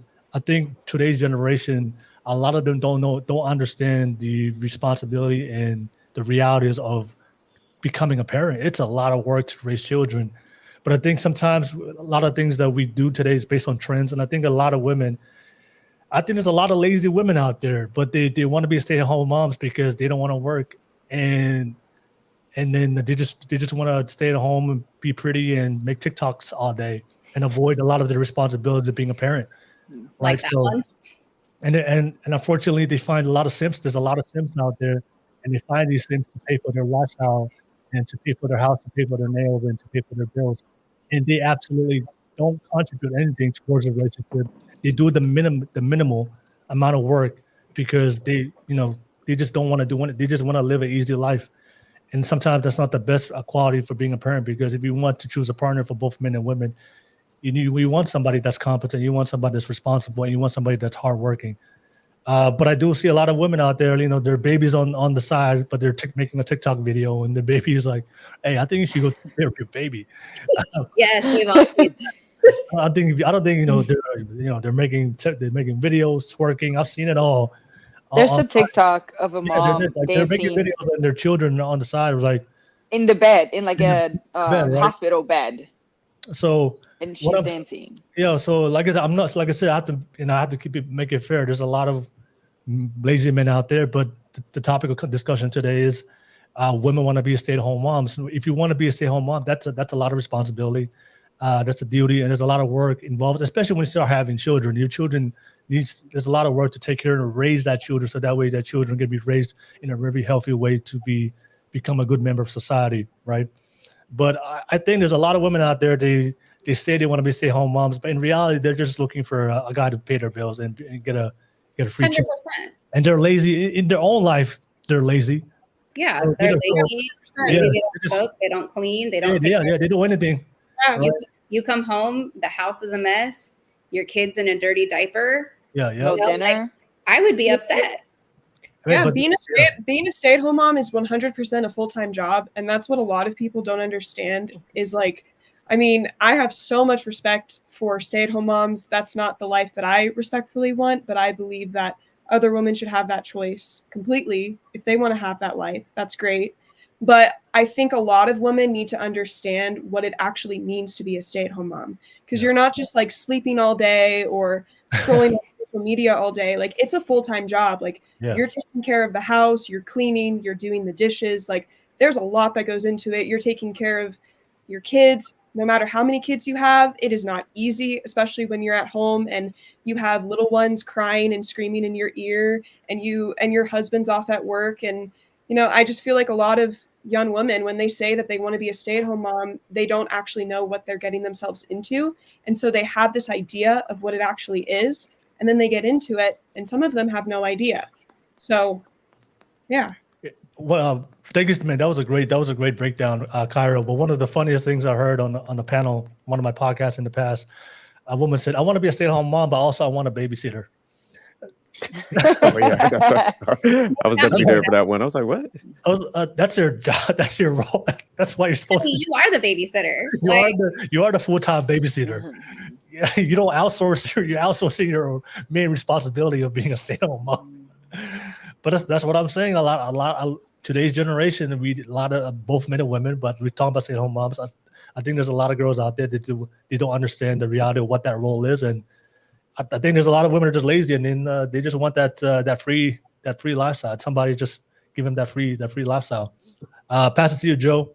What do you think, Joe? Do you think there's women out there that's are they really putting in that work to be a stay-at-home mom, or do you think there's a lot of women out there lazy? I think there is genuine people that believe that is their role, and they want to stay at home because they want to take care of the children, and they want to clean, and they enjoy cooking and taking care of their husband, and they want to make it as easier as possible for them to come home to a good environment. That's like the whole point, to work as a team. But just like everything, like I said before, there's going to be women that are going to try to take advantage of that. And yeah, there's going to be the ones that want a nanny, and they want somebody to cook for them and somebody to do the garden, and they're going to find somebody else to do the things that they want to avoid so they can do the things that they want, which is usually for self-gratification. It's not going to be to serve others, which the whole point, when you're a stay-home mom, you serve your children, you serve your husband, and by doing that, you're doing a great service to yourself, and you have purpose. But if you don't do that, and you're just being selfish and doing things for you, that's just, there is people like that. I mean, I'm sure there's a lot of them, and most of them are in social media, so there is, you see it more than the ones that are doing the right thing, because the ones that are doing the right thing are not involved in social media, and they have shit to do, so they're not. So the ones that are out there just living the lifestyle and showing off are the ones that they're like the bad apples, kind of influencing other people, literally influencers. And about that video that you just showed, I don't think much about the message as for the tone that it was delivered, the attitude that she had. It wasn't well received. She just seemed to me like too full of herself. Like if she was to say the same thing in a normal tone, or just like conveying the message in a way that you're like, oh, okay, I see where she's getting at, I wouldn't think that she was a total douche, but she did sound like one. That's just me. All right, thank you so much, Joe. And I do agree. I like what you said, serve. I think that's one of the best definitions to describe a marriage. We serve the service towards each other, right? So thank you for bringing that up, Joe. Skippy, what do you think? Do you think there's women out there that just looking for the stay-at-home mom so they can be lazy all day and not do anything? 100%. Like I don't doubt that. I'm sure there are more women out there that are lazy than the ones who actually take care of the home and take care of the kids. And I feel like that's, I don't know why women would have that idea, but like if I'm in a relationship with you, whether, like let's say I'm the man and I'm going to work, and let's say I have kids, I expect you to be taking care of the kids, not on social media, not sleeping, letting the kids run wild. Like I expect the kids to wear clothes. I expect them to be clean. I expect them to be fed. Like you're going to sit home and do nothing all day. Like, hey, did the kids eat? Oh, you don't even know? You were on your phone all day? Like I'm sure, 100% sure that there are women out there like that they don't look after their kids. They're not feeding their kids. Hell, they're probably leaving their kids home alone while they're running the streets. Like I have no idea while their man's at work. Okay. All right. Thank you so much for sharing that, Skippy. What do you think, Tina? What do you think? I wonder did they get this from their mother? these lazy women, because I can imagine maybe that they could have either had a hardworking stay-at-home mum who said, make sure you marry a man with money so you don't have to live like this. Maybe some of them got it from that. I don't know. My mum worked, she was a stay-at-home mother, but she was hands-on. She was always there. She did her job. She was never sleeping, I'll tell you that much. I think if you're just sitting at home sleeping, you're doing it wrong. And just like the man's contribution, you're not contributing. You'd be fired if you were working. So yes, they're pure lazy. I think the problem though with social media, this is my biggest problem with social media. And I actually saw this on a TV show I was watching last night. It was a dating show. And everyone, the men got to look at the ladies' social media. Now, they were horrified when the men go, we've seen your social media.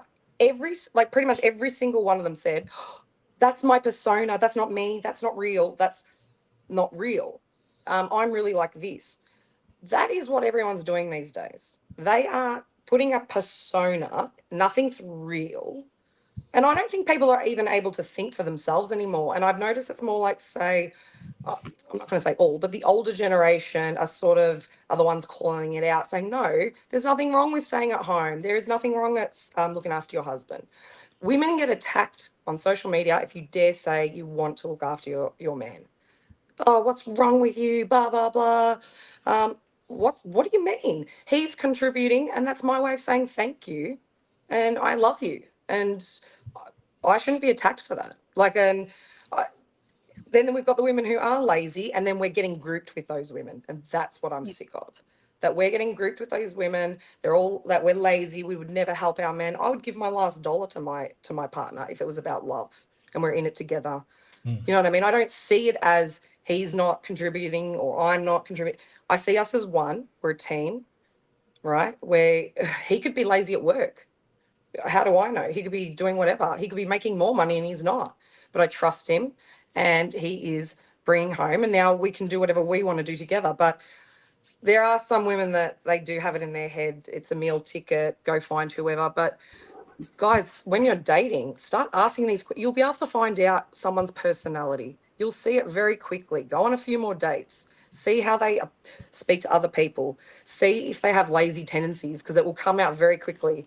If a woman offers, I don't think a woman should pay on a date, but if she offers, she's not one, then I don't believe, who's like a gold digger or looking to be lazy. If she's willing to do it, then that's fine. That's all you should need. Do you know what I'm saying with that? Energy doesn't lie. Yeah. Exactly. Yeah.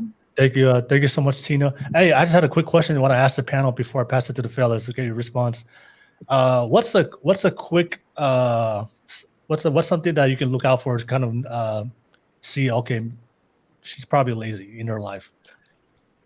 What's something that you can get that what's a sign that you can I have one, but I'll save it for you before you guys when I like what's a sign, fellas and the ladies, like what's something that you like, okay, for all the guys out there, if you want to make sure that you're going to attract a hardworking mother of your child, what's something that should be a red flag if you see something within her that, okay, she's probably not the most hardest working woman in? What's a sign? Dirty car, maybe. And dirty. I was gonna say that's that. one. Yeah, Dirty car. if her car is messy inside. Dirty car or crib. Dirty house. Dirty house. Yep. You go to her house, it's dirty. Yeah, and just I'm big. Like it's got to be dirty. I'd say dirty car. You know what I'm saying? Dirty cracked phone screen. And she's always asking for money. I don't have the phone screen. I mean, shit. You know what I'm saying? Like those are kind of things. Like if you're on top of your, like you won't, dirty fingernails, just things of that nature. Like just being unkempt in general. Like it'll reflect because you're rushing. Yeah, okay. I agree with that.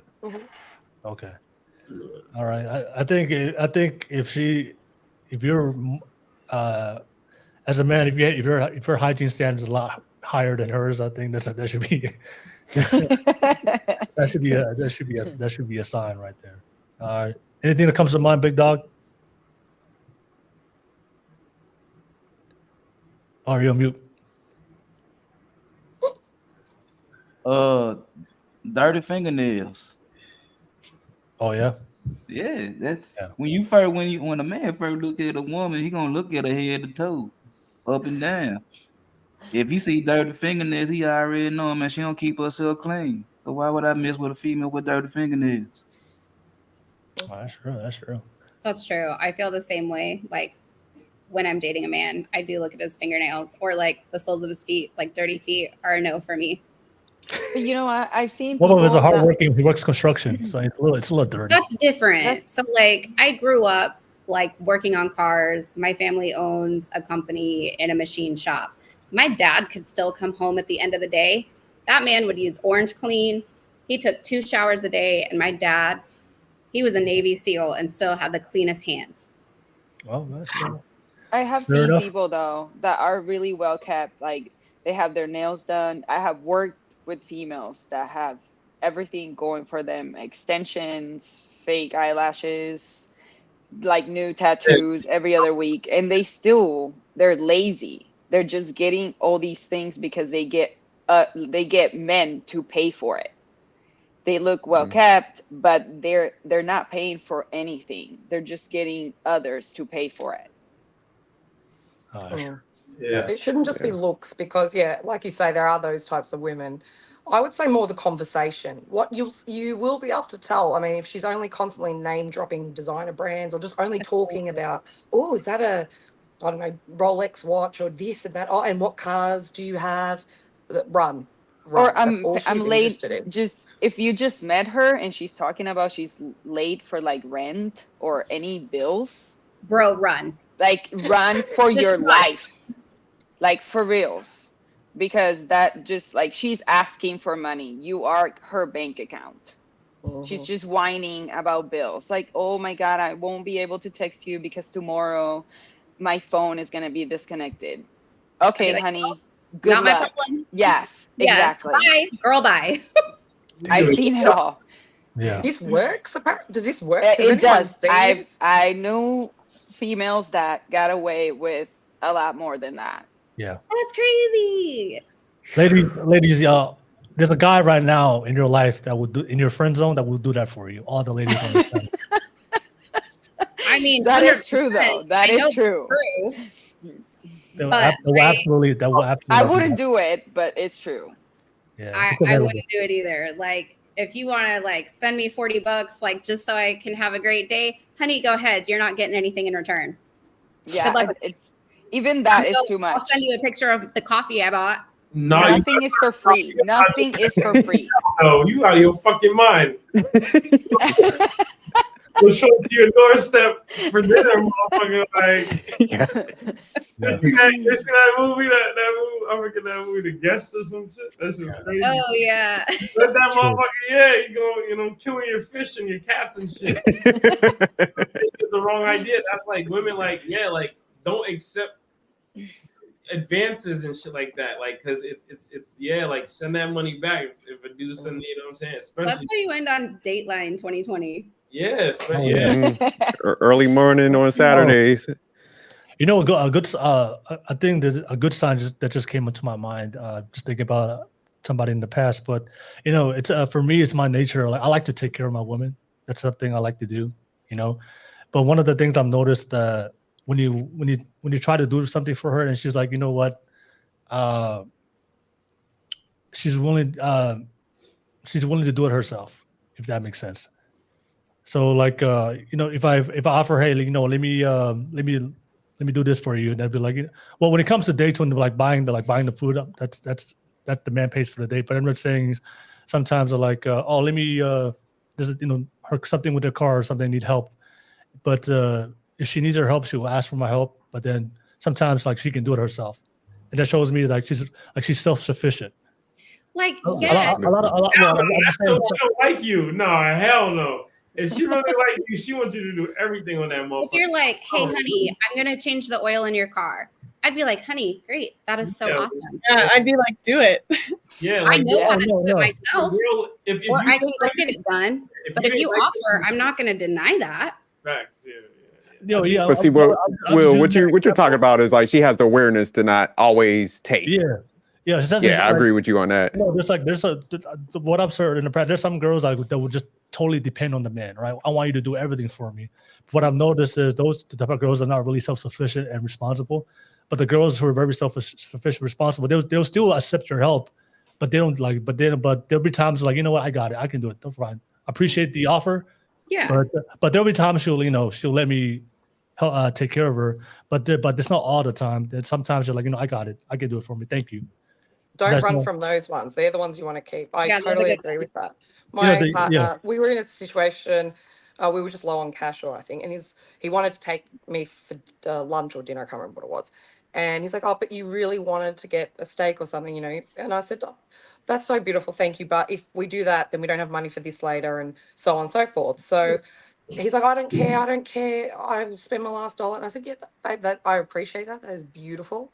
But I want us to both have something nice, and we can do it later. And if we just wait, and it was not about me going, yes, I do it now. Where is it?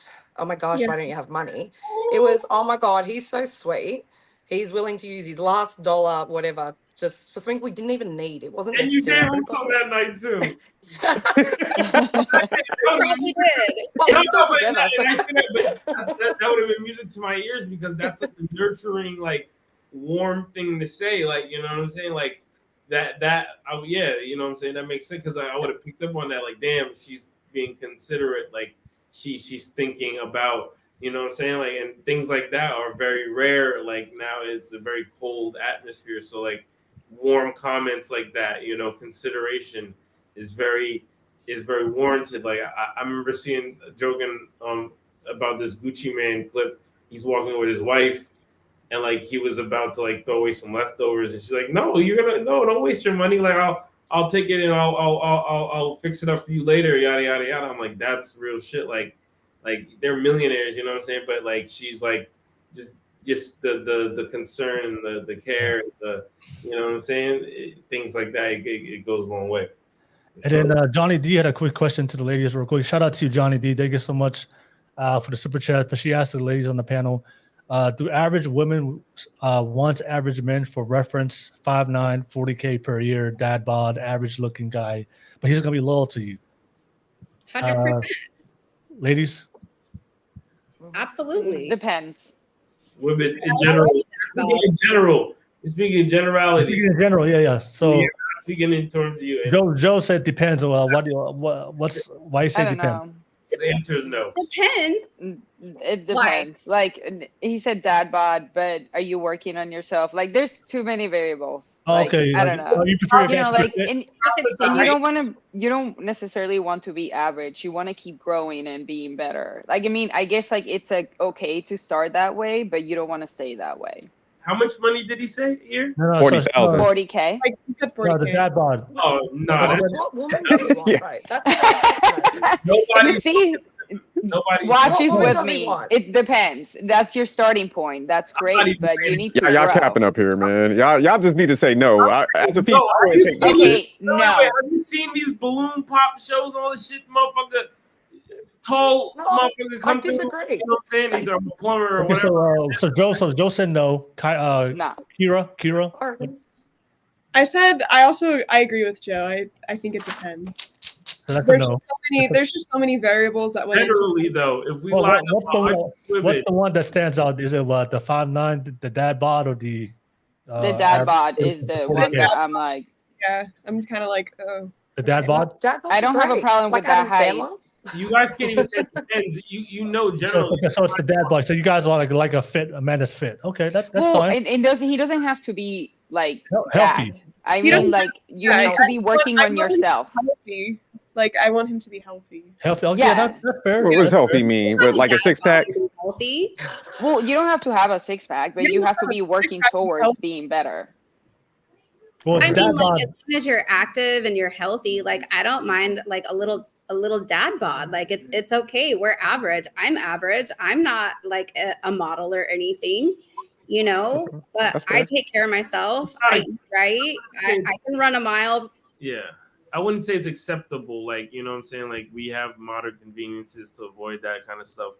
But so well, it's I think Johnny's referencing like usually the guys with dad bod that don't work out, just has a dad bod. Yeah, So- that's like the guy That's- that that's- is I think drinking that's Blake's beer every referencing too. weekend. Okay, so but I agree with Kira and Joe. You guys are you have your standards of being healthy, so it's natural that you're gonna look for somebody. But the 40,000 didn't bother y'all? No, not the 40K. Well, if that's his starting point, I don't like. I mean, you Starting work to point, grow and be better. no. This is his fucking. He's working Like out. forever. He's 35 and this is his ceiling.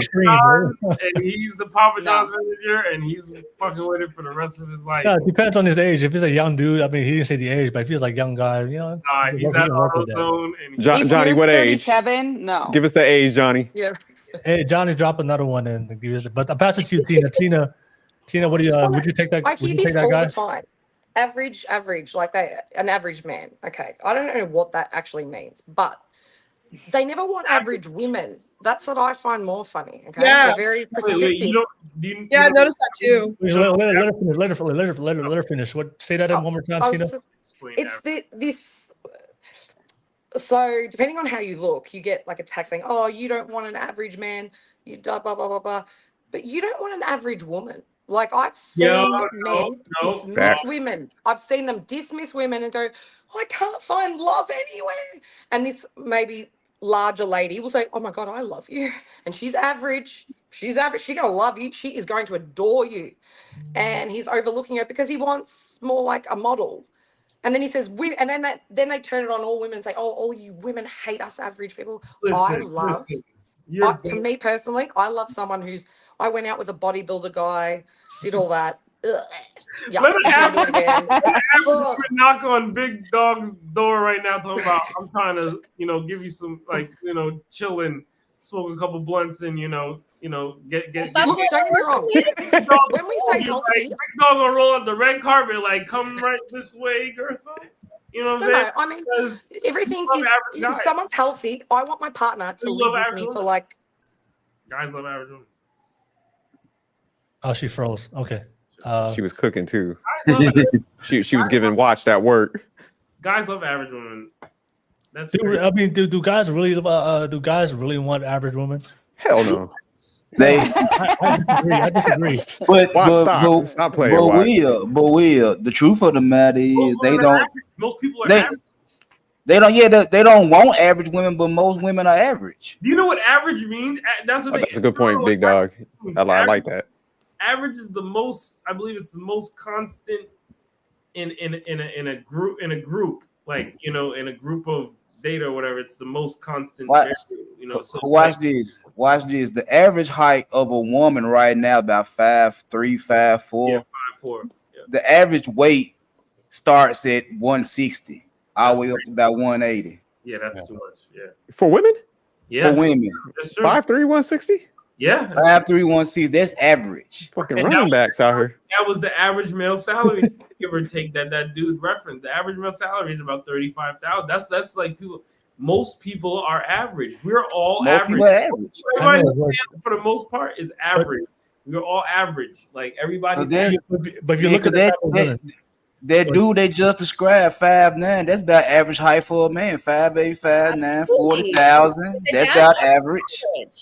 And that's average. Most women don't want that, but if they don't want. Yeah, I don't want that either. Most men wouldn't want the average woman. The 5'4". I love short with 5'4", 30. I don't give a damn what the woman makes. So whatever, 32, whatever thousand. Like most men would love that, but the average woman, that's the whole conundrum of the whole thing. Where like the whole scene right now, the average women don't want the average man, but you know what I'm saying. The average women feel as though they deserve the above average man. Here's my thing. So I work in healthcare. Oh, hold on. He dropped the super chat. Okay, Johnny just said that he clarified. Let's say 30. Also, you can make him healthy, but most people in general don't go to the gym. We live in America. So he's saying 30 years old, 5'9", 40K. He's healthy. He lives in America. Would you take him? I'm still going to say no. I'm still going to say no because he's making an excuse already for him to not go to the gym. No. Girl, I'm dead. We live in America. People in America go to the gym. I see them all the time. No, it wouldn't even go that far. It would end when you fucking go out to his car and it's like a fucking Buick Reserve. Yeah. That's average. But he lives in the fucking He said he's in a Ford Focus. I'm gonna with say no. hubcaps. Still, that's my Joe, final vote. Joe, what if he goes to the gym? Because I go to the gym too, but most We people live in in the gym. America. He doesn't. What if he Joe? What if he goes to the gym consistently, but he doesn't have? But he has a dad bod. Because I know if a you lot go of. to the, you won't have a dad bod if you stay consistent. I mean, that's the whole thing. Joe, most people. There's a lot of people that go to the gym every single day. That I see at the gym every single day, but they're still the same shape. Like I saw them 2 years So ago. they're not training right. Yeah, they ain't work. Joe's facts, No, Joe. I'm standing with Joe on this. They're not getting worse. They're not getting better. They're just maintaining. They're not their training body weight. right. They're not Then Joe, why go there? But why is so? Are you actually saying? I just want to make sure that they're not misunderstanding because I think I know where you're going with this, and I just want to see if it is.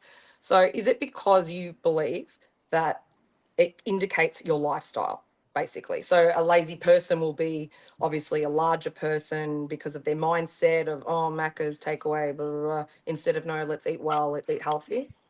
Because Serena and Venus Williams, right, from afar, you could say, oh, are they a big girl? They're very healthy. That's all muscle.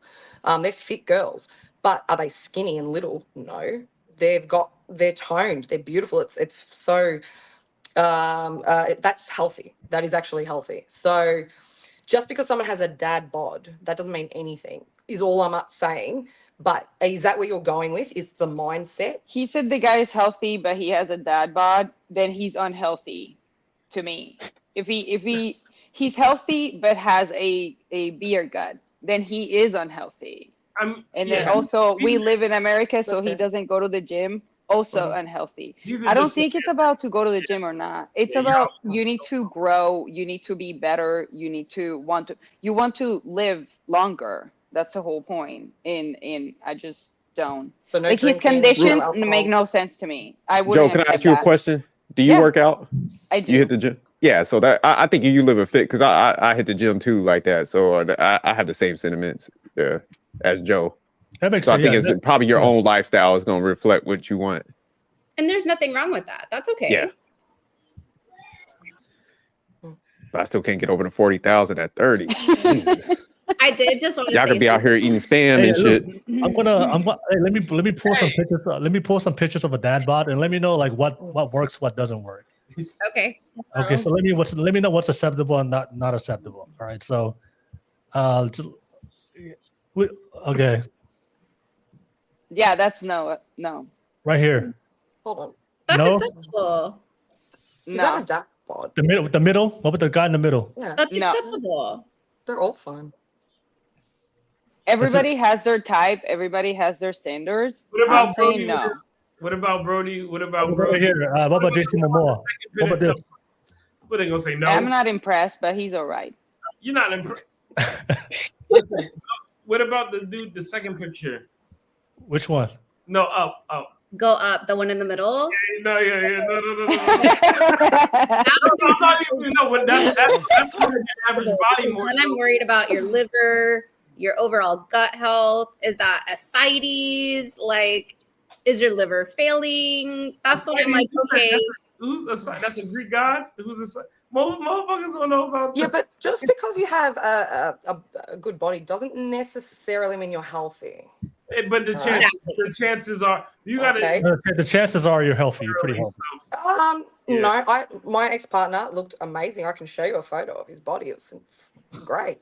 Let me tell you, We right are good. now, he could not. He couldn't run. He had no stamina. Like, as in, he was only trained to get big and bulky and whatever. And then he cut. that's Nah, you're right about that. Yeah, right. Like that's So, but that's not healthy at all, actually. And it's put a lot of stress on his body by doing those cuts and stuff like that. Yeah, but he had a goal to look a certain way and he did it. I'm just telling you now that doesn't indicate that he's a great lover or a partner, though. He was gym focused and that's about it. And good on him, right? Fantastic. But I didn't want to be with that type of mentality. I love the gym and I'm all up for that. I believe in that and being fit and being healthy, but it should not be everything. And it doesn't mean love. as well. Like, I mean, I'd much prefer a man to come home, adore me, and love his family and support me, and instead of just worrying about his physique all day. I mean, this is all meta just to show that, like, yeah, like the average dude, women are interested in him, obviously, like generally, but the average woman, yeah, men definitely are very much interested. I'd say in an average woman, yeah, like they would be. Most men would, even on this panel, would wife an average woman if for the most part, if she was decent, yeah. Yeah. Nope. Maybe it's the wrong word. Would then. you, Will? What? There's a no for me. Would you wife? Would you wife an average chick? The average Western? No, well, let's just say the average. No. Region matters, I'd say too. What about you, Will? What? No, I wouldn't. I mean, when it comes to health, like I work out, so but you don't have to look like a competitive model. I just want you to have a healthy body. That's it. For me, it's about longevity. I do want to be able to live a long life and be able to see my grandkids. And in my family, there's a lot of I saw a lot of death in my family when it comes to health-related problems. So it's important for me just for longevity. Just, we don't want to be old and can won't be able to physically move and be able to be with your grandchildren if you don't take care of your body right now. So. But yeah, because even just average from, I'm in my 40s now, so I couldn't even, like say if I was single or something, I couldn't mess with a broke chick either. Just to be honest. So. That's fair. Yeah, that's fair. But everybody has their standards. Everyone has their own type standards. Yeah. Yep. So it's like Joe might not want a guy with a dad bod, and it's different for everyone. That's true. That's true. And that's totally fine. There's no. But how about the word? Could it be the word, guys? Like I'm asking. So for me, I think it's effort. Is it so? Like meaning you may not be the most whatever glamorous or model like, but someone who puts in that effort to, no matter how they're looking, like just to show up and rock up for you and be like, I make the effort. Like when you come home, I want to look beautiful for you. I know we're not going anywhere. I just want you to walk in the door and be like, oh, she cares or he cares. Like putting in that effort. Because I'll tell you now, body, like I'm sure, well, you've seen my TikToks, whatever. And now I've put on some weight, right? But the weight was due to polycystic ovaries and all this other stuff. It's not a lot of weight and it will lose straight away. But that is a setback. But that doesn't mean that it doesn't dictate how I live. But you're also growing, right? You're understanding like that there was a change, but you're gonna you're trying to change for the better. When people get stuck, because I've been there, I've been stuck before. I feel like I was on a rut. I was active duty military, and when you leave the military, you go through a period of coping with civilian life, and that happened to me. And so in the military, you work out all the time, and then suddenly you stop. Everything stops. You don't have to show up at 6:30 for PT. You don't have, like, your friends are on base, but you cannot get on base anymore. There's a lot of changes. If you get stuck, like I did, I gained weight, I self-isolated. There was a lot of things. I wasn't the best person, and I wouldn't expect anybody to date me when I had that mentality. But now I'm better, and I'm growing, and I'm moving, and I'm doing other things. And the whole point, it's like, when you're saying average, I probably am an average person, but I don't want to be.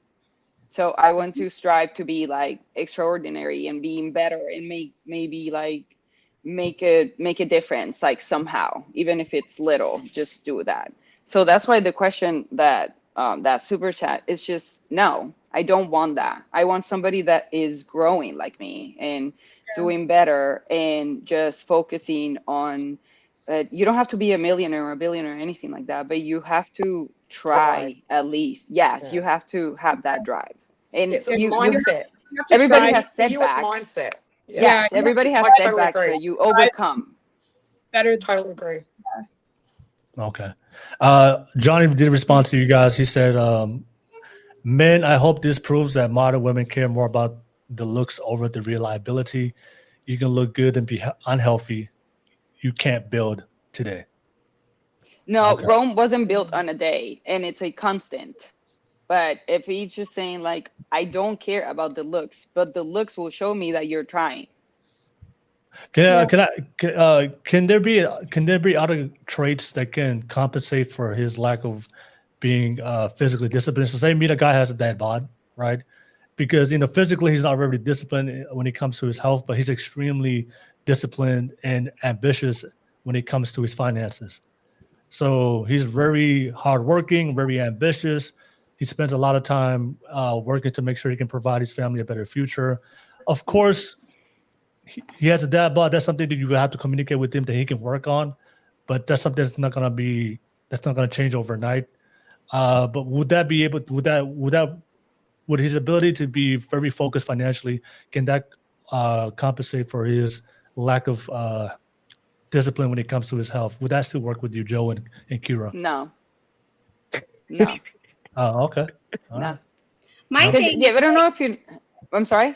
Go ahead, Joe. Yeah, like people that are in shape, they do better. Like people that are in shape, they do better, and they usually are driven to success because they have that mentality. And I didn't have this mentality before, but I'm telling you right now that if you are in a room and you're the person that is in the best shape, you will be noticed. And there's some command there. So I'm just like, that's what I want. I want a man that it's like that. And even if he has a lot of money, I don't care. If you have a dad bod and you have a lot of money, good for you. But then you're not my type. And that's okay. Okay. Okay. My thing is Johnny had left another comment about how beauty fades. I work in healthcare. A lot of times, like I could be doing 12-hour shifts. I might not have the time to work out at a normal gym. I had a couple surgeries last year. If you see my Instagram, you'll understand. But I haven't had the time lately to work out. And so what if my partner is a physician? What if my partner is an anesthesiologist and they're on call for 72 hours and the last thing they want to do is come home and work out? Or let's say they do work out, but their genetics just won't allow them to have better, even if their diet is super clean, even if they're hardcore going through whatever, if you still have a dad bod at the end of the day, baby, it is what it is. Looks fade. I've worked in hospice. I've seen people die. We're all old, ugly, wrinkly, and have flat asses. Looks fade, but muscles. Have you seen 60-year-olds in their muscles? Like the ones that do work out? They can get ugly, but my muscles are going to be there if I keep working out. Right, so 100%. Like I do agree. It's borderline though between both. I sit in the middle of both you ladies. Like I think, yes, I'm more on the mindset side though. So I actually don't care if you've got the muscles, but it's the mindset of reach for a goal, always do better, don't settle. I agree with that. And then I agree with what you're saying is also because some people aren't ever going to look like that, and that's fine. Are they a good person? Are they healthy in every other way? Because you can be good looking, you can be fit, you could be smoking crack, right? If you want to. We're not going to know. That doesn't make you a good person, or it doesn't. Right. But that's what I'm saying. It's more about the mindset. It's your attitude. Your attitude will always show through. And I think that's what both of you are sort of saying, just in a different way. ways, yeah. And I also believe you must be attracted to your partner. Yeah, if you don't exactly. Don't ever settle. Your partner. Yeah, like 100%. you Don't somewhat have to be physically attracted to your partner. But I don't know. For me, it's always like I like it if a guy is ambitious, if he's smart, and if he's trying to better himself. But at the same time, it's like both men and women need to be physically attracted to their partner. It's just that's just the truth. Okay, fair enough. And then Johnny, go ahead, Will. The last one, he said, "You don't want the attractive Chad at his worst. Then you can all have him at his best. That's why the dating market is a loss. Looks fade, loyalty eternal." Okay. I agree that loyalty is forever, but if I don't like you, I don't like you. I don't understand what's the whole point. There's like nothing wrong with that. yeah, like loyalty, there's no question that it's the most valuable currency. But if I don't like you, I don't care. Like, move along. Thank you, Johnny. No, thank you. Okay. Go ahead, just to piggyback off that, I think when you initially meet person, man and women, attraction is important. That's the entry. Like, if you're a guy, you approach a female, she ain't attracted to you, she's not even gonna give you the time of day. And vice versa, the guy, you're not even really gonna approach if you don't have that level of attraction. But I do think, like, if you get with somebody and you build with them, and say like they fall off, you're not gonna care too much because you got that loyalty and trust built up. So I think that's how it works. But yeah, 100%. I think it's also a responsibility. The way I look at it is like, if you get with your partner, you should always be trying to be your best with that person. So, you want them to kind of look at you and have that interest and stuff. Because if not, that's when people start, drifting away, people creep out and stuff. So, you do want to look good for whoever you're with, man or woman, But you got to be realistic too. When you start aging and stuff, you can't have that expectation. Like, bodies do change and fade. So you got to have like a. But you can have setbacks. Like, I had surgery recently and that put me back, and I couldn't work out. I get all these things, but you cannot just have a setback for a lifetime. Yeah, I agree with you. And he's like talking about chads. Ain't nobody care about chads. Like, the chads are at the frat house drinking beer and like watching porn. They're not dating. So I mean, I don't understand what the whole point of, like, keep beating the same horse. Like, no. Just to be fair to what Johnny said, because I have seen it in real life where a lot of women will have standards, but then they'll drop those standards when that chat comes along into their life. I've seen it. So that's why it's referencing to that. Sometimes when women would say, I have standards, but usually they'll give different men different standards. The men they don't like, they'll have high standards for him, but then the guy that they find super attractive, they'll lower the standards with him to be able to be with him. Or then they're just dating shitty women. Well, how much of that do I wonder is physiological? Like, we're all going to seek a partner who has good physical traits if we think about, okay, we could potentially have offspring. I want my children to, be tall or have these features or have that. How much of that is a physiological aspect that we're seeking, especially from men, and vice versa.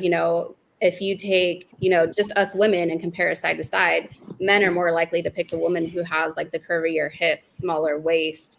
Physiologically, I think for the assets, knowing, hey, she's more likely to bear children. Yeah. Yeah. Mm-hmm. Yeah.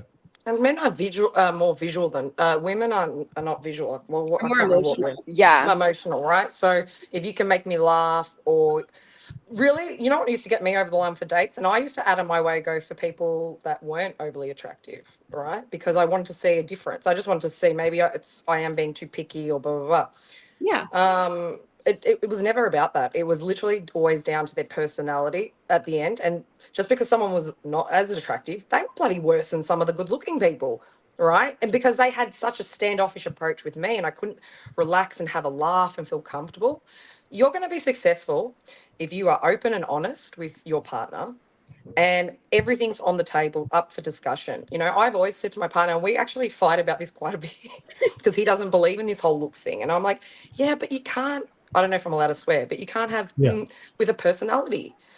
You build this extra love, right? But initially, it's looks. It is whoa. And if he makes you laugh and he's a good guy, that's where you'll progress, right? Yeah, it's not about being average. Yeah, it's literally your personality is important. But if we're just talking about, are we rating good-looking people or not? Okay, no, I'm not going to pick a dad bod. I'm going to pick someone attractive.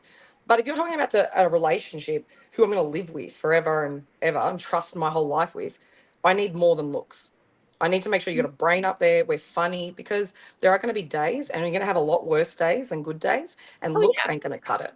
Okay? Yeah, absolutely. Right. Men, you do not want an airhead with you. You want someone who is your queen, who's going to have your back, and maybe she's going to have a shitty hairstyle one day, but she will come back to you. Just be honest with her and say, babe, come on, let's make you look beautiful. And a real woman will go, all right, yeah, of course, babe. She's not going to turn on you. So right. Yeah. Pick the right How bad is person. the hairstyle? It's a perm from the 80s. I just want to pass it. I just want to pass it back to the fellas, and then because we're about to conclude for the time, but then we'll come back to the panel and we'll close it up. But I had a question for the fellas because we're talking about stay-at-home moms. Do you believe, fellas, based on your own personal experience or based on what you see in the dating market today, you think most women do they want to not only want to be stay-at-home moms, but they're ready for the responsibility and duty of being a stay-at-home mom based on what you see, not only in your personal life but what you see online? What do you think, Jerk? I'll start with you, Jerk. I'm gonna say no, and part of that responsibility, like I said, is the sacrifice, and like I said, the expectations to still have everything, and the costs are going up. Like I said, you can't really do it, and in order to make it happen, because I like what you were saying where you're outlining it. Hey, man, we might have to live a certain way, and that's facts. But I think a lot of people are not willing to sacrifice to that level to make that happen. And just thinking about it, I like what Big Dog was saying. It's like, man, you don't want that person working all the time too, because I mean, if you do take that lifestyle, they might have to work like crazy long hours. So that also comes with it, and having that understanding, like they're going to be gone constantly. So, they might be missing out on certain things, and you do have to, switch your mindset to understand like, hey, if I want, A, B, C, D, they're going to have to go out and probably work longer hours. Do I want, my, the person I'm with, my spouse, to work long hours and be constantly being gone? So I don't think a lot of people assess all that stuff properly, which creates problems on the back end. Because like if you're home with kids all the time, then the dads might not be there all the time. You got to kind of deal with some of that stuff and make sure the household is running, functioning, while he's out there working like that. All right, thank you so much, Jerk. Pass it to you, Big Dog. Big Dog, do you think do you think most women today do they want to be a stay-at-home moms, and also are they ready for the responsibility of being a stay-at-home mom?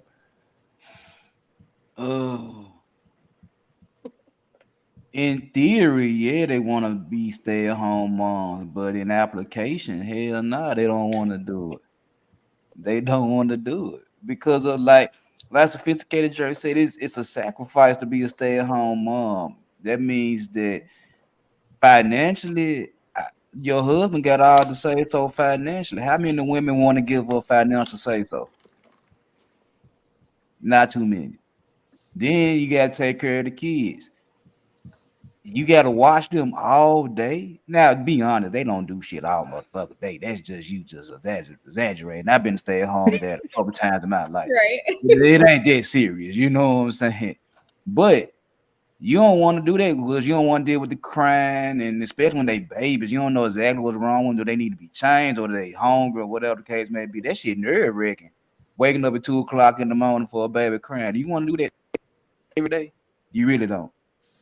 You really don't. You want your husband to do some of that duties and go and make all the money too. You know what I'm saying? So now in application, a lot of women don't want to be stay-at-home moms. They want the lifestyle. But they even with the lifestyle, they want a nanny. They want a babysitter. So it is what it is. All right, keep it real. Thank you so much, Big Dog. Watch. What do you think? Do you think women are ready for the response? Most women today, they're ready for the responsibility of being a stay-at-home mom and they want to do it. Yeah, no, not really. In short, yeah, not really. Hopefully it changes, but I don't think that's where what society's calibrating, the younger women and generations and stuff to be on. So yeah, I think it's like kind of like almost like the opposite. No, I don't think so. Unfortunately. All right, thank you so much. Watch. I'll pass it back to the ladies. What was the response to what the fella said? Do you guys agree with that, or you want to push back? I'll just pass it back to the panel. Go ahead. All right. I was going to say, I think that society's changed too much. And I think women now are feeling the pressure of, I'm not enough to be a mum anymore. So I actually think that's kind of more where they're shifting. It's I have to run a business, a small business, then be a stay-at-home mum. It's not back in the day you wanted to have the best house and the cutest kids, whatever. That's not a thing anymore. That's like, oh yeah, and what else do you do? It's literally what else do you do? So the reason they'll be a stay-at-home mum is if they have the nanny, so they can run a business. So do you know what I'm saying? Those traditions have gone a little bit out the window, and I wish they would bring them back, because I think this is why the world's in so much trouble. I think anyone who's not materialistic or worried about that stuff, if they're like me, I would say I just want someone who wants to raise a family with me and we're in it together. That's all I want. Partnership. And it doesn't matter who's staying home, who's doing what. I just want to make sure that my kids have two parents that love each other, and we'll get through it. Don't worry about the money. We will get through it. But you only get that if you are like really in love, in my opinion, and are on the same page. You will make it work. Okay. All right, no worries. Kira, you I want to add think on? I think one of the biggest things that I would probably say is like, especially when it comes to giving advice to young women, especially in Gen Z, I would say find someone that you love. Find someone you love, find someone who has a good personality, and find someone that, you know, for me personally, it's like, I don't know. I think women should be able to have that choice. If they want to stay home, awesome. If they don't want to stay home, great. But I think it really just depends. I think a lot of the time too, especially in my generation, because I want to speak for my generation. I think a lot of people in my generation don't know how to date. They don't understand dating. They don't know how to talk to the opposite gender. And I think that's a massive problem. So, I think it just depends on the woman and whether she's materialistic, whether she's not materialistic. It really honestly just depends. So, yeah. Okay. What about you, Joe? I agree with Kara and also with Tina. And I think ultimately people are going to do what they do regardless. Yeah. So it is what it is. But I wouldn't just label everybody the same way. Pure intentions will always, be better than anything. But ultimately, women that do go and they are stay-at-home moms that are not committed to do their part in their responsibilities are usually enabled by their partners. So men also have to take responsibility for enabling probably narcissistic and selfish ways of people when they don't necessarily take care of the responsibilities that they have when it comes to children in the household and also their husbands. So if your husband that you're enabling this and you're being neglected, that's like self-destructive as well. So I'm just saying, like, it takes two to tango, and I do believe that there's good women out there that they do want to do this because they believe this is their ultimate role and their purpose. And if you're Catholic, you're likely thinking this way. So I wouldn't label everybody the same way. And I hope that people can discern who's real and who's fake at the end of the day. Okay. And Skippy?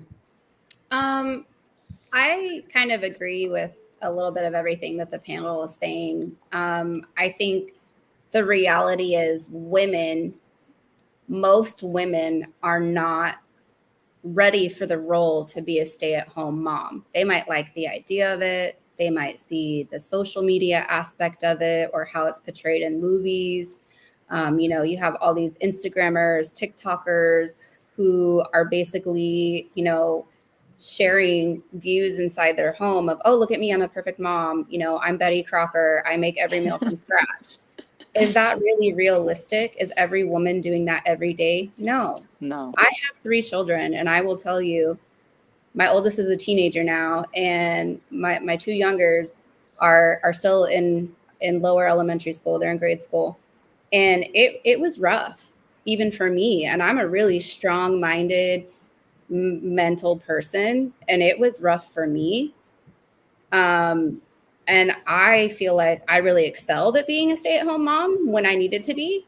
But I knew, hey, I'm not made for this role. I love my children. I love nurturing them, but I couldn't do this all day, every day, 24/7 for the next 15 years. No way. Like, I like having still a sense of my identity apart from my children, apart from being a stay-at-home mom, apart from being a wife, because at the end of the day, I'm still me. Sure, I'm married. I have 3 kids. I have a job, etc. Yeah, that's all still me. But when you pull everything away, like, I'm not just X, Y, and Z. So I think a lot of women don't really know what they're signing up for. And maybe you have a crappy partner. Maybe you had children with a shitty partner. And, let's say your partner works out of state, or let's say your partner's a fisherman and he's away for 6-7 months out of the year. And all you do when he comes home is bitch and complain, oh, you left me with these kids, X, Y, and Z. Well, you can't have your cake and eat it too. Either you hold down the fort and you do your part with these kids so I can come home and bring $80,000 to the table every 6 months, like, you have to be in a partnership, and a woman might get into that role and think, oh, I want to be a stay-at-home mom. And you're like me and you're like, love the kids, but can't do it. Let's figure something else out. And that's okay too. But if you're a woman and you have just the wrong motive, oh, I just want to get with a man. He makes a lot of money. I want to be an Instagram mom. Let's just pop out a bunch of babies.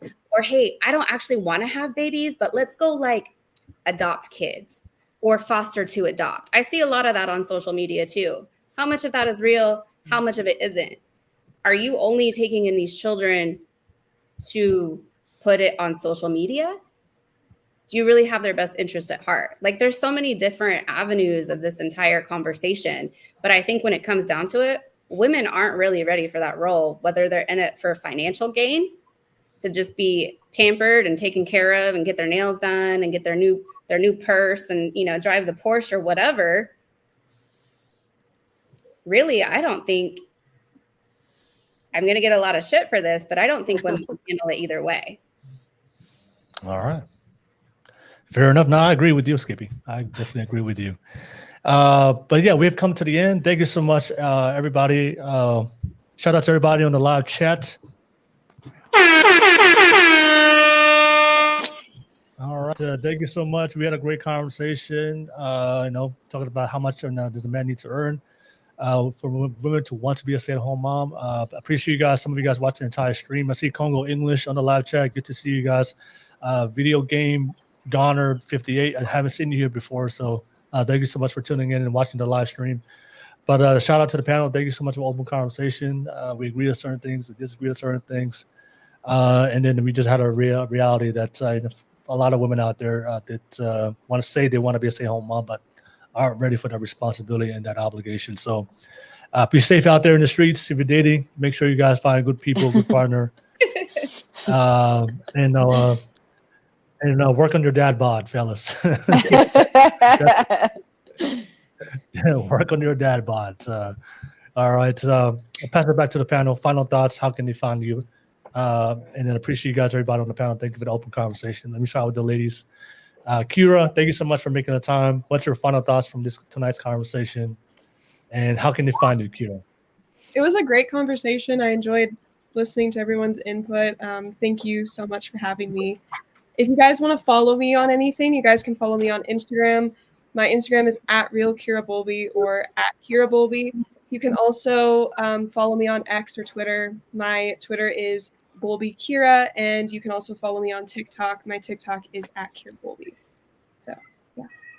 All right. Thank you so much, Kira, for jumping on tonight. Pass it to you, Joe. Joe, final thoughts, and how can they find you? Yes, I had so much fun, even though it's so late here in Nebraska. But thank you for having me. This was enlightening and also refreshing because I never done a podcast or anything like that. So it was really cool. If anybody wants to follow me, I have an Instagram account. It's my baby account. I just started it, so it's not fake. It's really me. It's just not too many posts. But it is @JoaFit 1988. It's JOHA Fit 1988. Thank you. All right. Thank you so much, Joe. I'll pass it to you, Skippy. Skippy, thank you for jumping on again. Final thoughts, and how can they find you, Skippy? Good. Just my final thoughts are I feel like this was a really good topic. It was really good to engage with others and see different perspectives and kind of get to hear from the audience and kind of what some of their perspectives were. You guys can follow me. All my social medias are Skippy, like the peanut butter, _B, as in Bumblebee, BEE. Those are all my socials. You'll find me just about anywhere. All right. Appreciate you, Skippy. Thank you for jumping on. Definitely enjoyed your perspective on the discussion tonight. Tina, all the way from down under. Appreciate you. Thank you so much for jumping on. Final thought. How can they find you, Tina? So I just kind of think these types of discussions are really, really this is what needs to happen more. And I think the more we get different views, I think there's so much guessing of what women is, what men. Why don't we just ask each other? I just think that is a beautiful way to get an understanding and bridge the gap. Just a little less sort of stereotyping and, pointing the finger. We think differently. We were made differently on purpose, I believe. And it's so exciting to explore that with your partner and give them a shot, hear them out. Maybe not everyone's exactly what you think. Maybe they don't mind a dad bod, or maybe they do, but let's keep the conversation. I've always said that knowledge is power, and I think that will move mountains over everything else. I actually don't even know what my stuff is on TikTok, but I'm pretty sure it's Tina Danielle. But I'm sure you can find me through Will's page anyway. And thank you so much for having me on. I've really enjoyed this. It was one of my first time, so thank you so much. No, it was good. You were great. Thank you so much, Tina. I'll pass it to the fellas. Start with you, Big Dog. Thank you so much for jumping on again, Big Dog. As always, final thoughts and how can they find you, Big Dog? First of all, let me say I appreciate everybody's input on tonight's conversation. It was really interesting, to say the least. But anyway, you can find me on YouTube, Instagram, and X, all under Big Dog Barking. On Instagram is an underscore between the big and big_dog_barking. So yeah, that's where I'm at. So hit me up. All right. Thank you so much, Big Dog. As always good to have you on the pod. Watch. Good to have you jump on. Part of the panel. Final thoughts and how can they find you? Watch. No, it was a good discussion. Thank you, Will, for having me. Look forward to plenty more. On Instagram, it's Watch Everything 777. Again, like I shoot music videos, edit. Work with like a lot of dope artists. So definitely check out what I got going on. YouTube page is Watch the Screen as well. Hit me with a subscribe. And appreciate it. All right. Appreciate you, Watch and enjoy. Thank you for jumping on as a guest. Final thoughts and how can they find you? Thanks for having me, Will. I think this was a great conversation. Everybody was real respectful, real insightful. So very great conversation. And, you could catch me on the YouTube channel, Manic Sophistication. We got a few podcasts on there. Be talking crazy stuff. So check it out if you got some time. You're bored. And you can catch me on IG on The Sophisticated Jerk. And also, typically on Thursdays, we have the Masculine Mindset here on Will's channel. So I'm here every Thursday with him, just talking about various topics. Yeah. But one thing I will say going out, men, get you a rich female, up them standards up. Stop messing with these broke chicks. It's time to step it up, guys. That's it, Will. Appreciate you. Happy 4th of July to everybody, too. Happy 4th. Yeah, happy 4th of July. Thank you so much. Yeah, and everybody, update for tomorrow's July 4th. So we won't have a masculine mind. We'll pick it up next week, next Thursday. And my final thoughts, everybody, I'm gonna leave you off. I'm gonna just piggyback what that jerk said. Fellas, stop paying for these women's lifestyle. I don't blame the women. Women been doing this since the beginning of time. They're gonna take advantage of men and have them pay all their bills without them reciprocating any kind of respect and effort towards this guy. So I blame the guys, man. Have some standards, work on yourself, pick women that's gonna reciprocate love. I respect you, but goddamn, stop simping for these women. Like Skippy said, get you a sugar mama. God. Get a sugar mama. Whatever you gotta do. My husband and I, we joke all the time, like, hey, I'm gonna go find a sugar daddy. You go find a sugar mama. And we're gonna have them pay our bills, and we're just Nah, you ain't going nowhere, sugar. The reason why a lot of women don't think that they have to work and they could just be a stay-at-home mom and be on TikTok all day, because there's a man out there accepting that shit. That's Yeah. That's why. If men just stop, exactly. Put your foot down. Don't be a doormat. So, But Will, if we gotta watch one more TikTok video with a chick putting on 2 pounds of makeup while she's talking, While she's complaining. I swear to God, yeah. Yeah. With a whole paintbrush, just complaining on the internet. I hate watching some of the videos that women make where it's like they're putting on makeup and they're like complaining about their life. It's like why do cringe. I don't know if the kids running around naked in the background. I don't even have to watch my kids. Like, oh God. You know, today, and I hate the patriarchy and the the worst is the stay-at-home moms online, right? But they'll never post about the guy that's financing her lifestyle. That's a never good show point. the guy that's providing you that life Because but you he's wanna never there. He's working. You want to hide him. You want to keep him away from everybody. You want to show all you want to show your entire life except the man that's financing your life. That shows you that you don't really like that man like That that. shows you. That's a good point, Will. I agree with you. Yeah, he's a solid 5 with a dad bod and a polyester shirt. So yeah, she's hiding him out.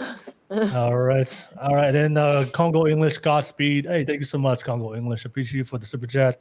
Yeah, thank you so much. A lot of you guys watching the entire stream. Appreciate you guys. You were active on the live chat the entire time. Thank you so much for watching. Thank you so much for the super chats. I appreciate you guys. Don't forget, we do this every single Wednesday. We have a new panel, new topic. So if you do want to jump on next Wednesday as a virtual guest like Jurek, definitely come on next Wednesday. But don't forget to smash and like that subscribe button real quick. Thank you so much, everybody. Have a happy 4th of July tomorrow. Be you guys all. Happy 4th. Stay safe. Peace out. Thank you so much. Thank you. Bye. Bye.